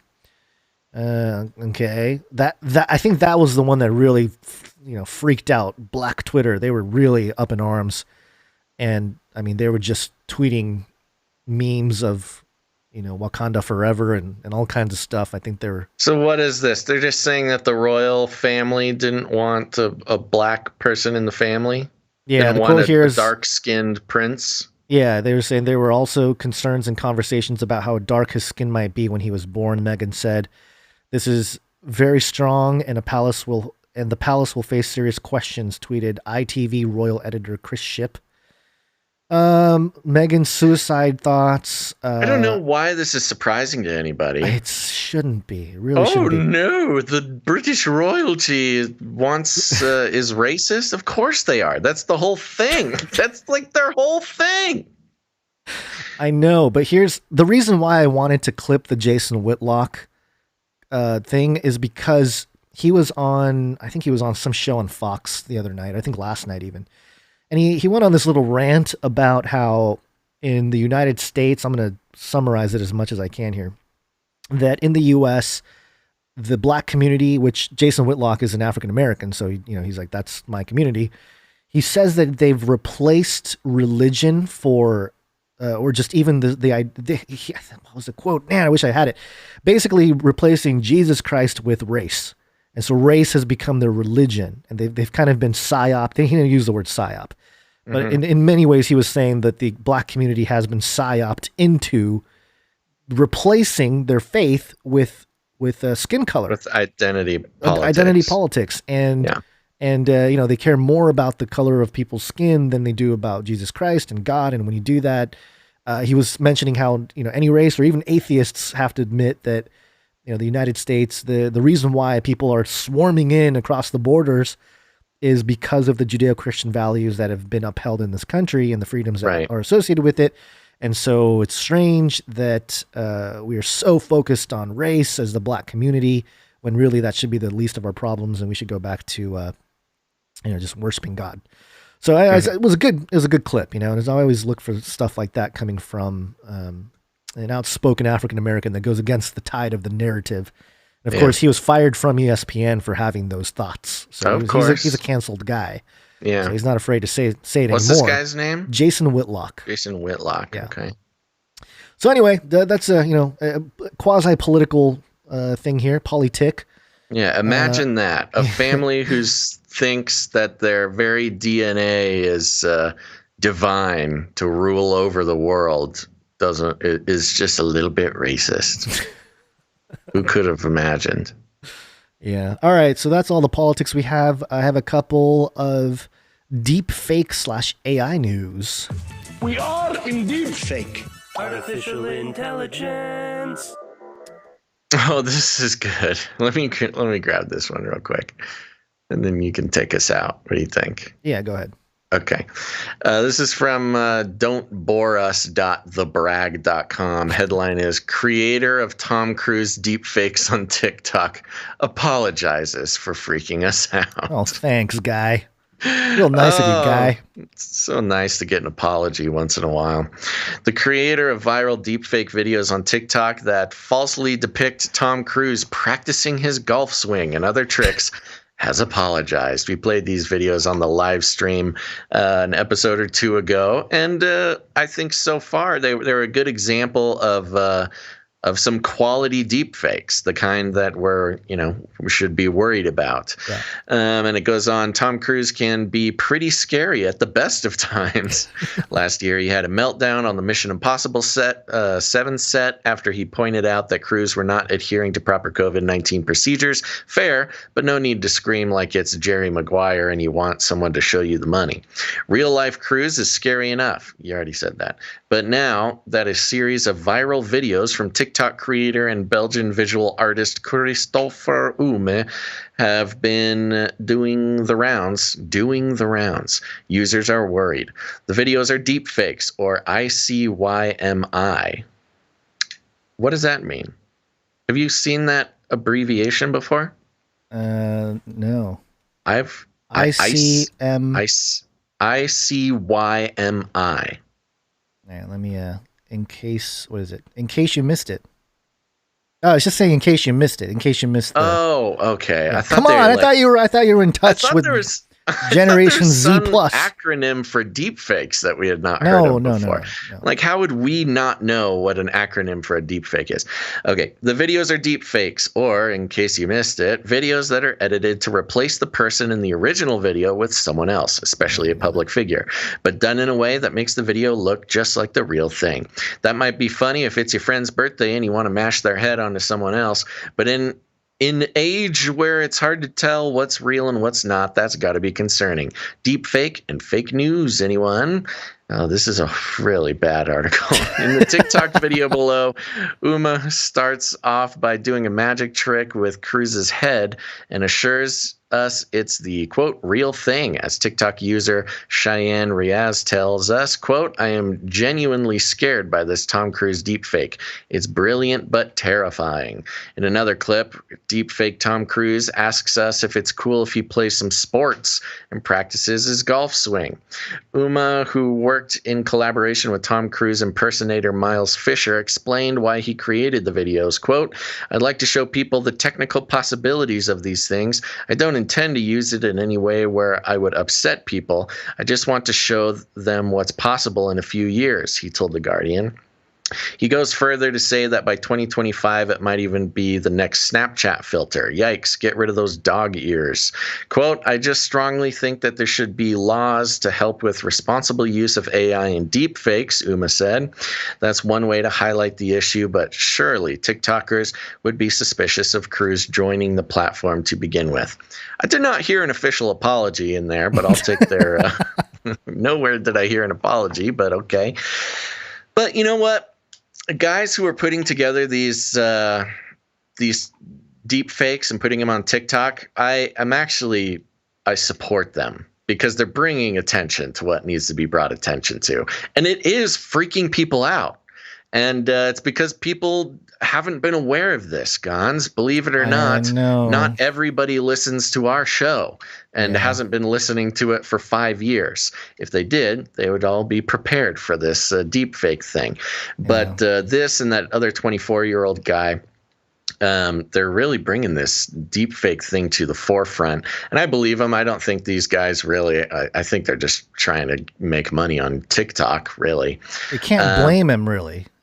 I don't think their intentions aren't to deceive. At least they're upfront about the fact that they're deep faking. I think they're doing a great job of bringing attention to the dangers of it to a generation on TikTok that you and I are not reaching. Clearly, unless we open a TikTok account, which I will not do. I will not. I refuse. Feed the CCP more data than we already do. They already got too much going on. Yeah. So yeah, there you go. So the cat's out of the bag. At least this guy is coming out and telling everybody to be careful. Well, what is he going to do? Is he like, no, keep faking it? No, I'm really him, guys. It's really me. It's Tom Cruise. I don't even know if he meant to like trick anybody. No, but I don't think he did a great job doing it on accident. He went viral for sure, and that I guess is worth at least the attention. Well, and you make money on TikTok. You don't even need to be monetized or anything. You just straight up make money. Yeah, with posts. Every post you get, I think you do have to hit like some threshold, like 10,000 followers. But as I understand it, the algos over on TikTok make it extremely easy to get a bunch of followers and make money. All right. Well, maybe I'll put myself on the chopping block and TikTok away. Do it, Gonz. For the good of the gospel, I will sacrifice my data to the Chinese government. Yeah, so that we get the word out. Great. Yeah. What should I do first? I don't know. You got that Mando helmet. That's true. Just do stuff with the Mando helmet. Yeah. Yeah. Okay. That's a place to start, at least. Yeah. All right. Another update here. Artificial intelligence. One of the limits of AI and robots and especially AI is voiceovers. It's been very difficult for machines to mimic human voices, but the progress being made is pretty substantial here. This is Deadline.com. Sonatic brings artificial intelligence to new path for voiceovers. And I wish this video was a little bit shorter. It's like, I think it's like 4 minutes long. I'm going to play maybe a couple minutes of it to get at least an idea of what the voiceover sounds like. Let me read real quick. In the Zagar and Evans pop song classic in the year 2525, the duo sang for a year where, quote, some machine is doing that for you. Voiceover actors, welcome to the future. A company called Sonantic has created what it claims is the first artificial intelligence voice models that sound genuinely human and capable of expressing, quote, a wide range of complex human emotions, from fear and sadness to joy and surprise. Gaming producers like Obsidian Entertainment, Splash Damage, and 4A Games are already on board with the technology, which is in use for development through post-production. The concept is similar to CGI for audio. Human realistic voice tech is in its infancy, but along with this brave new frontier is a new opportunity for voiceover artists banking their words for future use. All right, so let me play a little bit of I can see this hurts, but I had to tell you sooner. Forget it. I trusted you. But if you look at it... You never listen. You don't listen. You're never here when I need you. AI voices are transforming how... All right, so it goes into the whole thing here. That at the beginning there, that was the AI voice, which ironically, the narrator of this sounds more AI than like the actual clips, the little samples there. Yeah, and it's pretty good. Not bad. Let me play it again just to get an idea here. I can see this hurts, but I had to tell you sooner. Forget it. I trusted you. But if you look at it... You never listen. You don't listen. You're never here when I need you. So I will say this. It sounds like a human. It sounds like bad acting, but human bad acting nonetheless. Yeah. And there's a clip here where one of the engineers goes into one of the options here, and let me see if I can find it. Evolving. Justin had a call with the AI team to get a first look at one of the new features. So if you take a look at Taylor, she should now have the ability to shout. Okay, so this is expressive. What the hell is wrong with you? Oops, sorry. You only had 5 laws to follow, and you broke them. And then I just go here to style, and then shouting. What the hell is wrong with you? All right. Sorry about that. But there you go. You can see how you can change the intonations, and it'll it gives you a different... That's pretty fancy, man. It is fancy. Do they give a software name? Yeah, it's Sonantic. Sonantic. The company is Sonantic. Yeah, let me go into the website here. It's sonantic.io. AI voices, stunning realism, captivating emotions. S-O-N-A-N-T-I-C. And, I wanted to bring attention to this because, nobody's really talking about it. But this is a huge, huge step in AI. That was one of the hurdles, the uncanny valley, the voice of machines. That's really impressive. I mean, we've been following this for a long time, and of course, Adobe has their version of it. But to be able to change the intonation and the emotion and stuff behind it, that is pretty impressive. This is one of the spookier deepfake things that we've. Yeah. Oh, geez. Yeah. Okay, how do we do it? Learn more, get advice. No, just sell me your software. I want to get started on my info. You got to give him all disinfo project. You got to give him all your data first. Oh, geez. Premium quality AI voices. Yeah, it doesn't look like there's. You know what's funny is what is the reason for this? What is the purpose at all? Okay, so if you watch the rest of this video clip and you talk to the engineer of Obsidian Games, his thing is that, hey, when we're scripting video games, we have to use the those static voices. We have the script, and then we just use the crummy AI version of the voices right now. So we have to imagine the type of emotions that are behind it until we get a voice actor in there and actually read the lines. And he's like, well, now I don't have to do that. Now I can just play around with the different intonations and emotions and have that right at the beginning during some of the pre-production phase. Yeah, the video games, production. That makes a lot of sense. You know what else occurred to me is narrative podcasting. Yeah. Because there's podcasts out there that are more like story-driven narrative podcasts where it's like a radio play or something. And those are really hard to do because unless you have the actors reading, at the same time, reading at each other. Yeah. It's really hard to send the script off to one voice actor and have them read it and send it off to another voice actor and have them read it and try to mix it. It just very rarely works out the way you want it to. But if you could just sit there for a day and write out the script and plug it into this software and have it automatically do that. And again, it does a good job at mediocre acting. Right. But unless you're paying a bunch of money, you're going to get mediocre actors anyways. Yeah. So that seems like an easy way to make a lot of storytelling, story-driven podcasts very quickly. Yeah. And what's going to happen too eventually. Right now we have the timeline of Adobe or Pro Tools or whatever to fix audio. And, you can edit yourself in many ways. You can, for example, the Cuomo thing, the Cuomo clip is edited, folks. I touched inappropriately. That is edited. He didn't actually, he said those words, but I took out the not, right? He said I did not. So I took out the not. So you can edit in that way. But I think in the near future, you can just have a bank of your voice and, I forgot to say something, or I got to fix this word here. And you can just do it without having to say it again into a microphone. Yeah. And I can imagine that kind of thing becoming an option in the future. But yeah, this is another one of those things that we keep track of. And certainly I was fairly impressed with the progress. We just hadn't heard about it, and people don't really pay attention to it too much. But here we are. Until it gets on TikTok. Until it's on TikTok, yeah. Then all of a sudden, everybody's paying attention. Yeah. It's weird how they're trying to get robots or just AI to sound more human.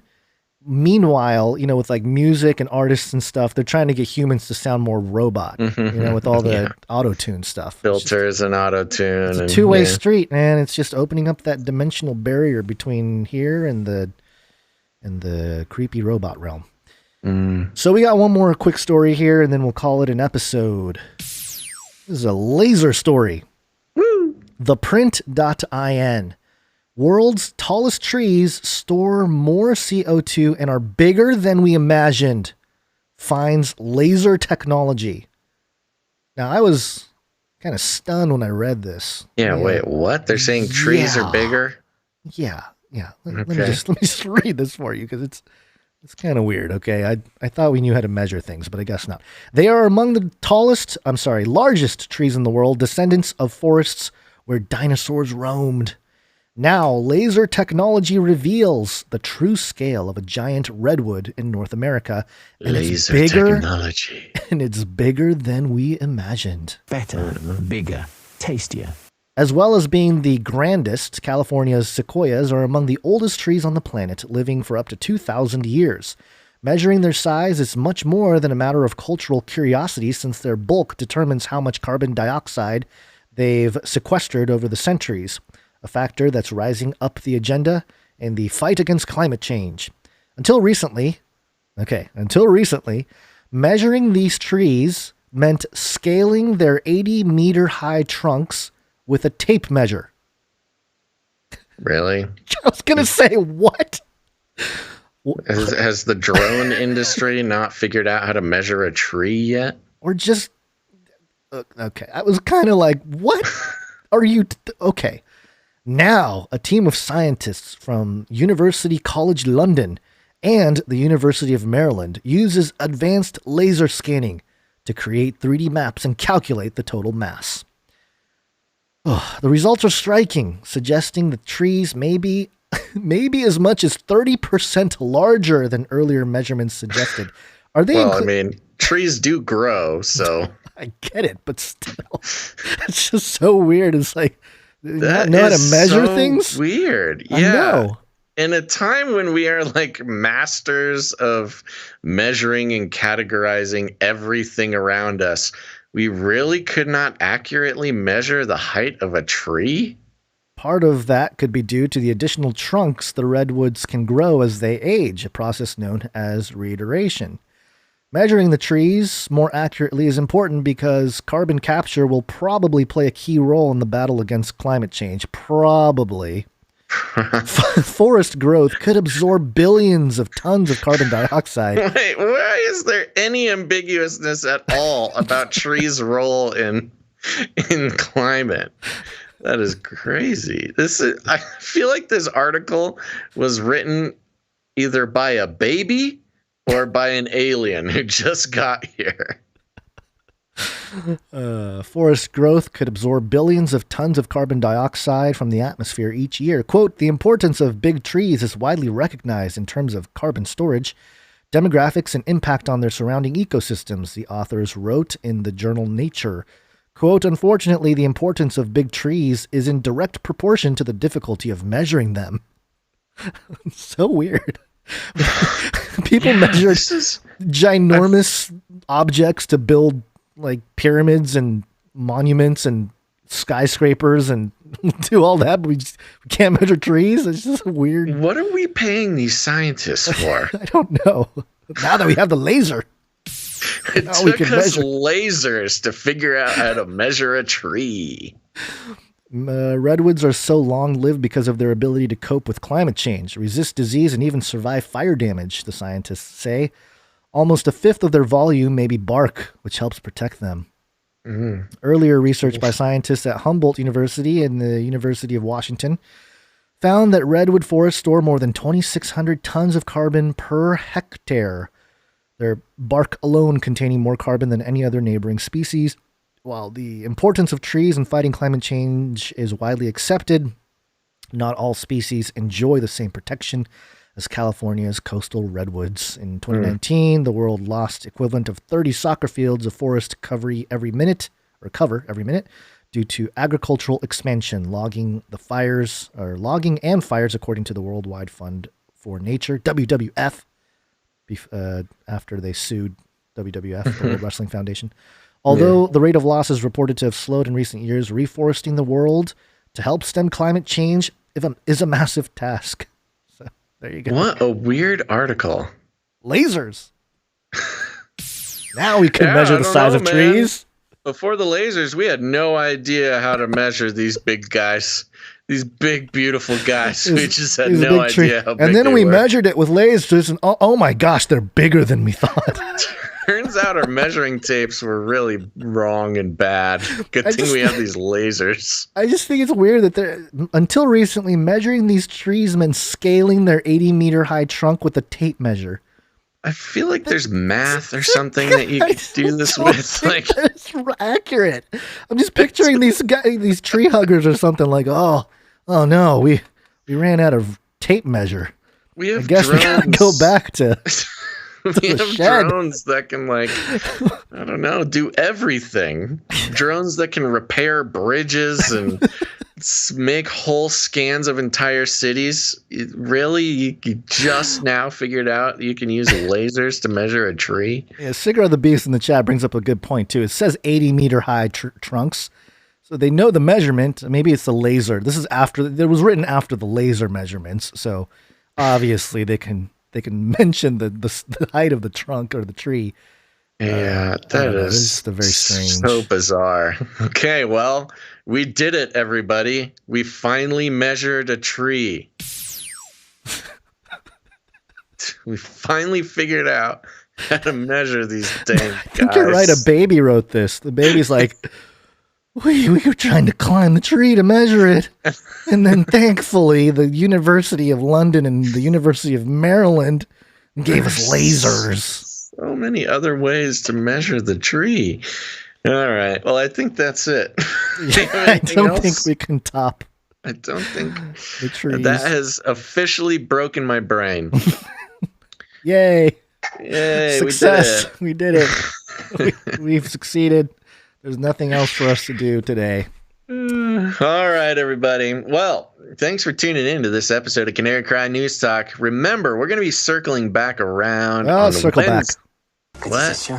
We're circling back. Yeah, we're going to circle back on Wednesday, March 10th. So make sure to put it on your calendar, turn on notifications. If you haven't done it yet, if you're still sitting there and you have not pressed the like button or subscribed, you need to do that all now. Like, subscribe, bell button, all. Like, subscribe, bell button, all. That's right. And make sure to tune back in. We'll see you on Wednesday. Now, here's the thing, folks. We understand different parts of the month are a little bit more difficult to make resources available for your favorite podcast. But here's the thing. We will continue to stay on the value for value model because all corporate sponsorship is a form of censorship. And we make it a point to not be locked into the shackles of the advertising industry, taking corporate money for our own personal gain and turning you, dear listener, into a commodity to be bought and sold to corporations around the world. Instead, we're on the value for value model, and we'll be looking for producers for Wednesday's show. So if you've produced before, maybe you haven't produced before, maybe you're considering, is it worth my resources to keep a show going that has no ties to any corporate money? Well, now's a good time to pray about it, folks, because remember, it ain't no joke. I mean, if the producer stopped producing, producing, the show doesn't get produced. And but we think that it'll be a while before that happens. So go ahead and head on over to patreon.com/CCNT for Canary Cry News Talk. Or if you don't like Patreon, head on over to canarycryradio.com/support. canarycryradio.com/support. That's right, canarycryradio.com/support. Become a producer, and if you haven't done so yet, make sure to thank your producers today, because they're the ones making it possible for today's episode. So, and I want to thank those producers of episode 309, and that is producers Ashton, Timothy G, Saul, and Shield Labs. Thank you guys so much for coming in hot. You are the true heroes. And of course, thank you to our anonymous Satoshi donor producer, and thank you, of course, also to Jade Bouncerson for the timestamps and all of our artists for making this show possible. And remember, if financially supporting the show is not in the cards for you, we totally understand. You can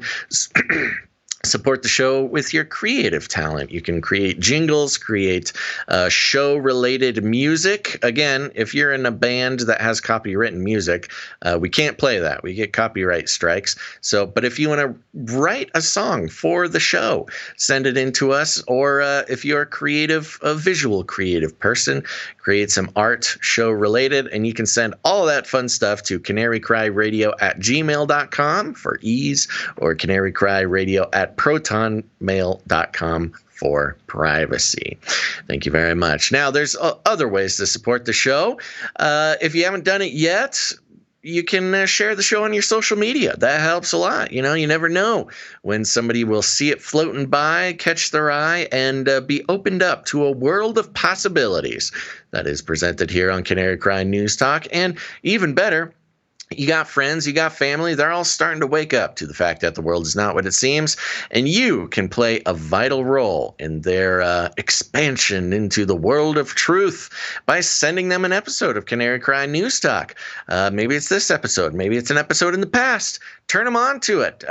We thank you, and I guarantee you they will thank you as well.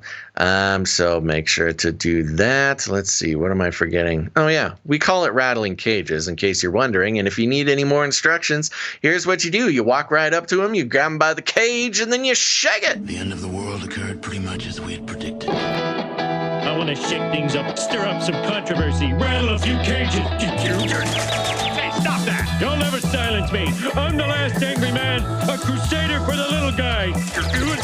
Leave the bird alone. Never. Rattle a few cages. Rattle a few cages. The human race will have every opportunity to improve. And if they don't? Ask Noah. That's right. Just ask Noah. Okay, Gonz, any last words before we take off here? Hope everyone has a wonderful Monday evening. Yes. All right, folks. Like I said, we'll be circling back on March 10th. That's this Wednesday, somewhere around 10 or 11 or 9:30 if we can get my act together. But keep an eye out for those notifications. Make sure to subscribe, turn on notifications, and do that in multiple outlets. I'm telling you, a lot of you are not taking me seriously on that. You need to follow us in multiple places, or else one day you will just not get your Canary Cry News Talk, and your life will be that much more sad. So make sure to do that. Thanks for tuning in to this episode of Canary Cry News Talk, everybody. Make sure to tune in next time. But until then, think outside the cage. This guy comes to my house. He's a Satanist from one of the Satanist churches here where they sacrifice babies and melt those babies into candles, their skin, and that's supposed to give them more demonic power. And these Satanists came to my house, 5 of them, and threatened my life. Everybody loves waffles. Remember, reality is an illusion. The universe is a hologram. Buy gold. Buy! I want to shake things up, shake things up. I want to shake things up, shake things up. Leave the bird alone. I want to stir up some controversy. I want to rattle a few cages. I'm the last angry man. You'll never silence me. I'm the last angry man. I'm the last angry man. You'll never silence me. I'm the last angry man. A crusader for the little guy. Well, we'll see about that. Whatever, Illuminati. Do pot. That's where I started. Light up a huge blunt. A joint. Give everybody magic mushrooms. Smoke. The CIA, I mean, lots of intelligence agencies have tested secretly dosing communities. LSD. Psychoactive pills should be covertly administered.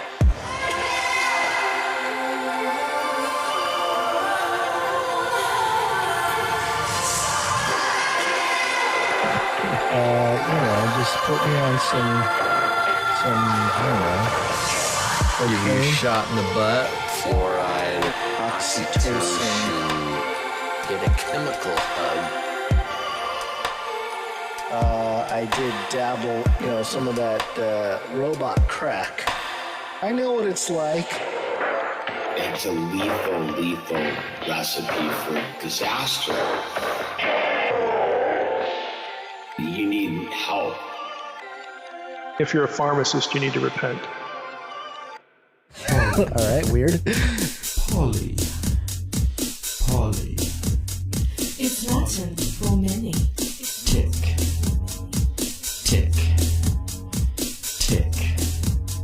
They'll suck your blood. Politic.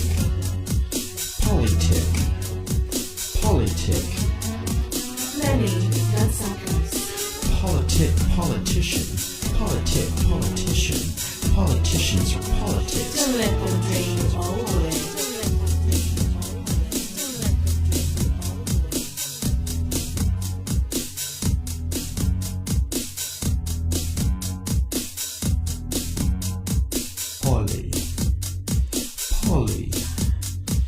Poly. It's Latin for many. Tick.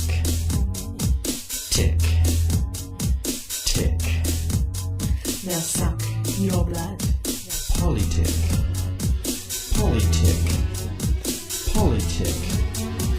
Many bloodsuckers. Politician.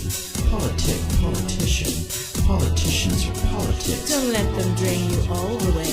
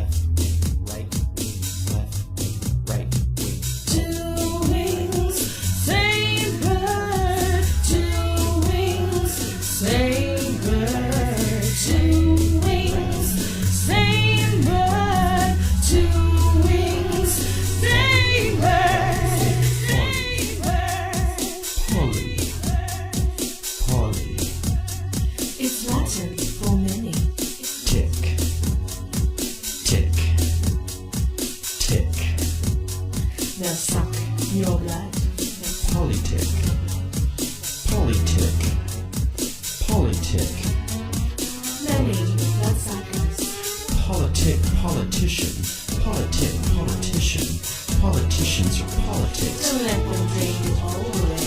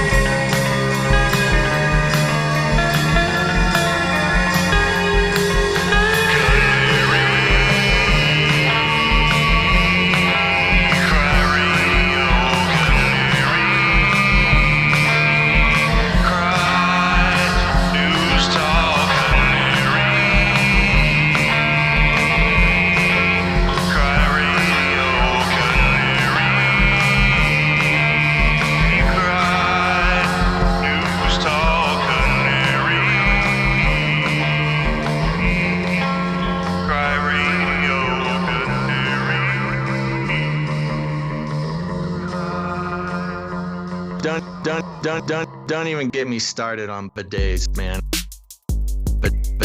Bidets, man. Bidets, man. I'm telling you, you were living the life, man. Bidets, man. Robot girls, robot boys, all together it's an image. Robot girls, robot boys, all together it's an image. Robot girls, robot boys, all together it's an image. Robot girls, robot boys, all together it's an image. It might seem scary, so frightening. Get ready for it. Don't push your buttons. Get in your spaceship. It will be over. Get in already. It will be starting. Robot girls, robot boys, all together it's an image. Robot girls, robot boys, all together it's an image. Robot girls, robot boys, all together it's an image. Robot girls, robot boys, all together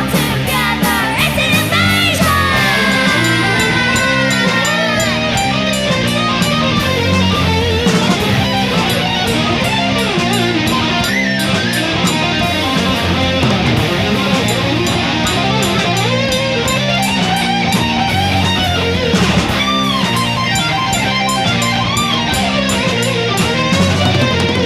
Robot girls, robot boys, all together it's an image. Robot girls, robot boys, all together it's an image. Robot girls, robot boys, all together it's an image. Robot girls, robot boys, all together it's an image. Now!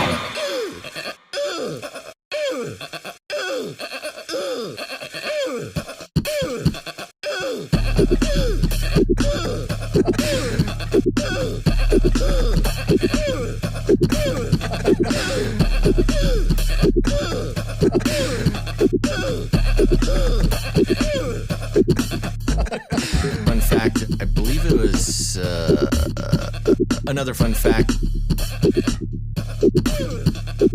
Fun fact. Another fun fact. Brings me back to my Screamo days.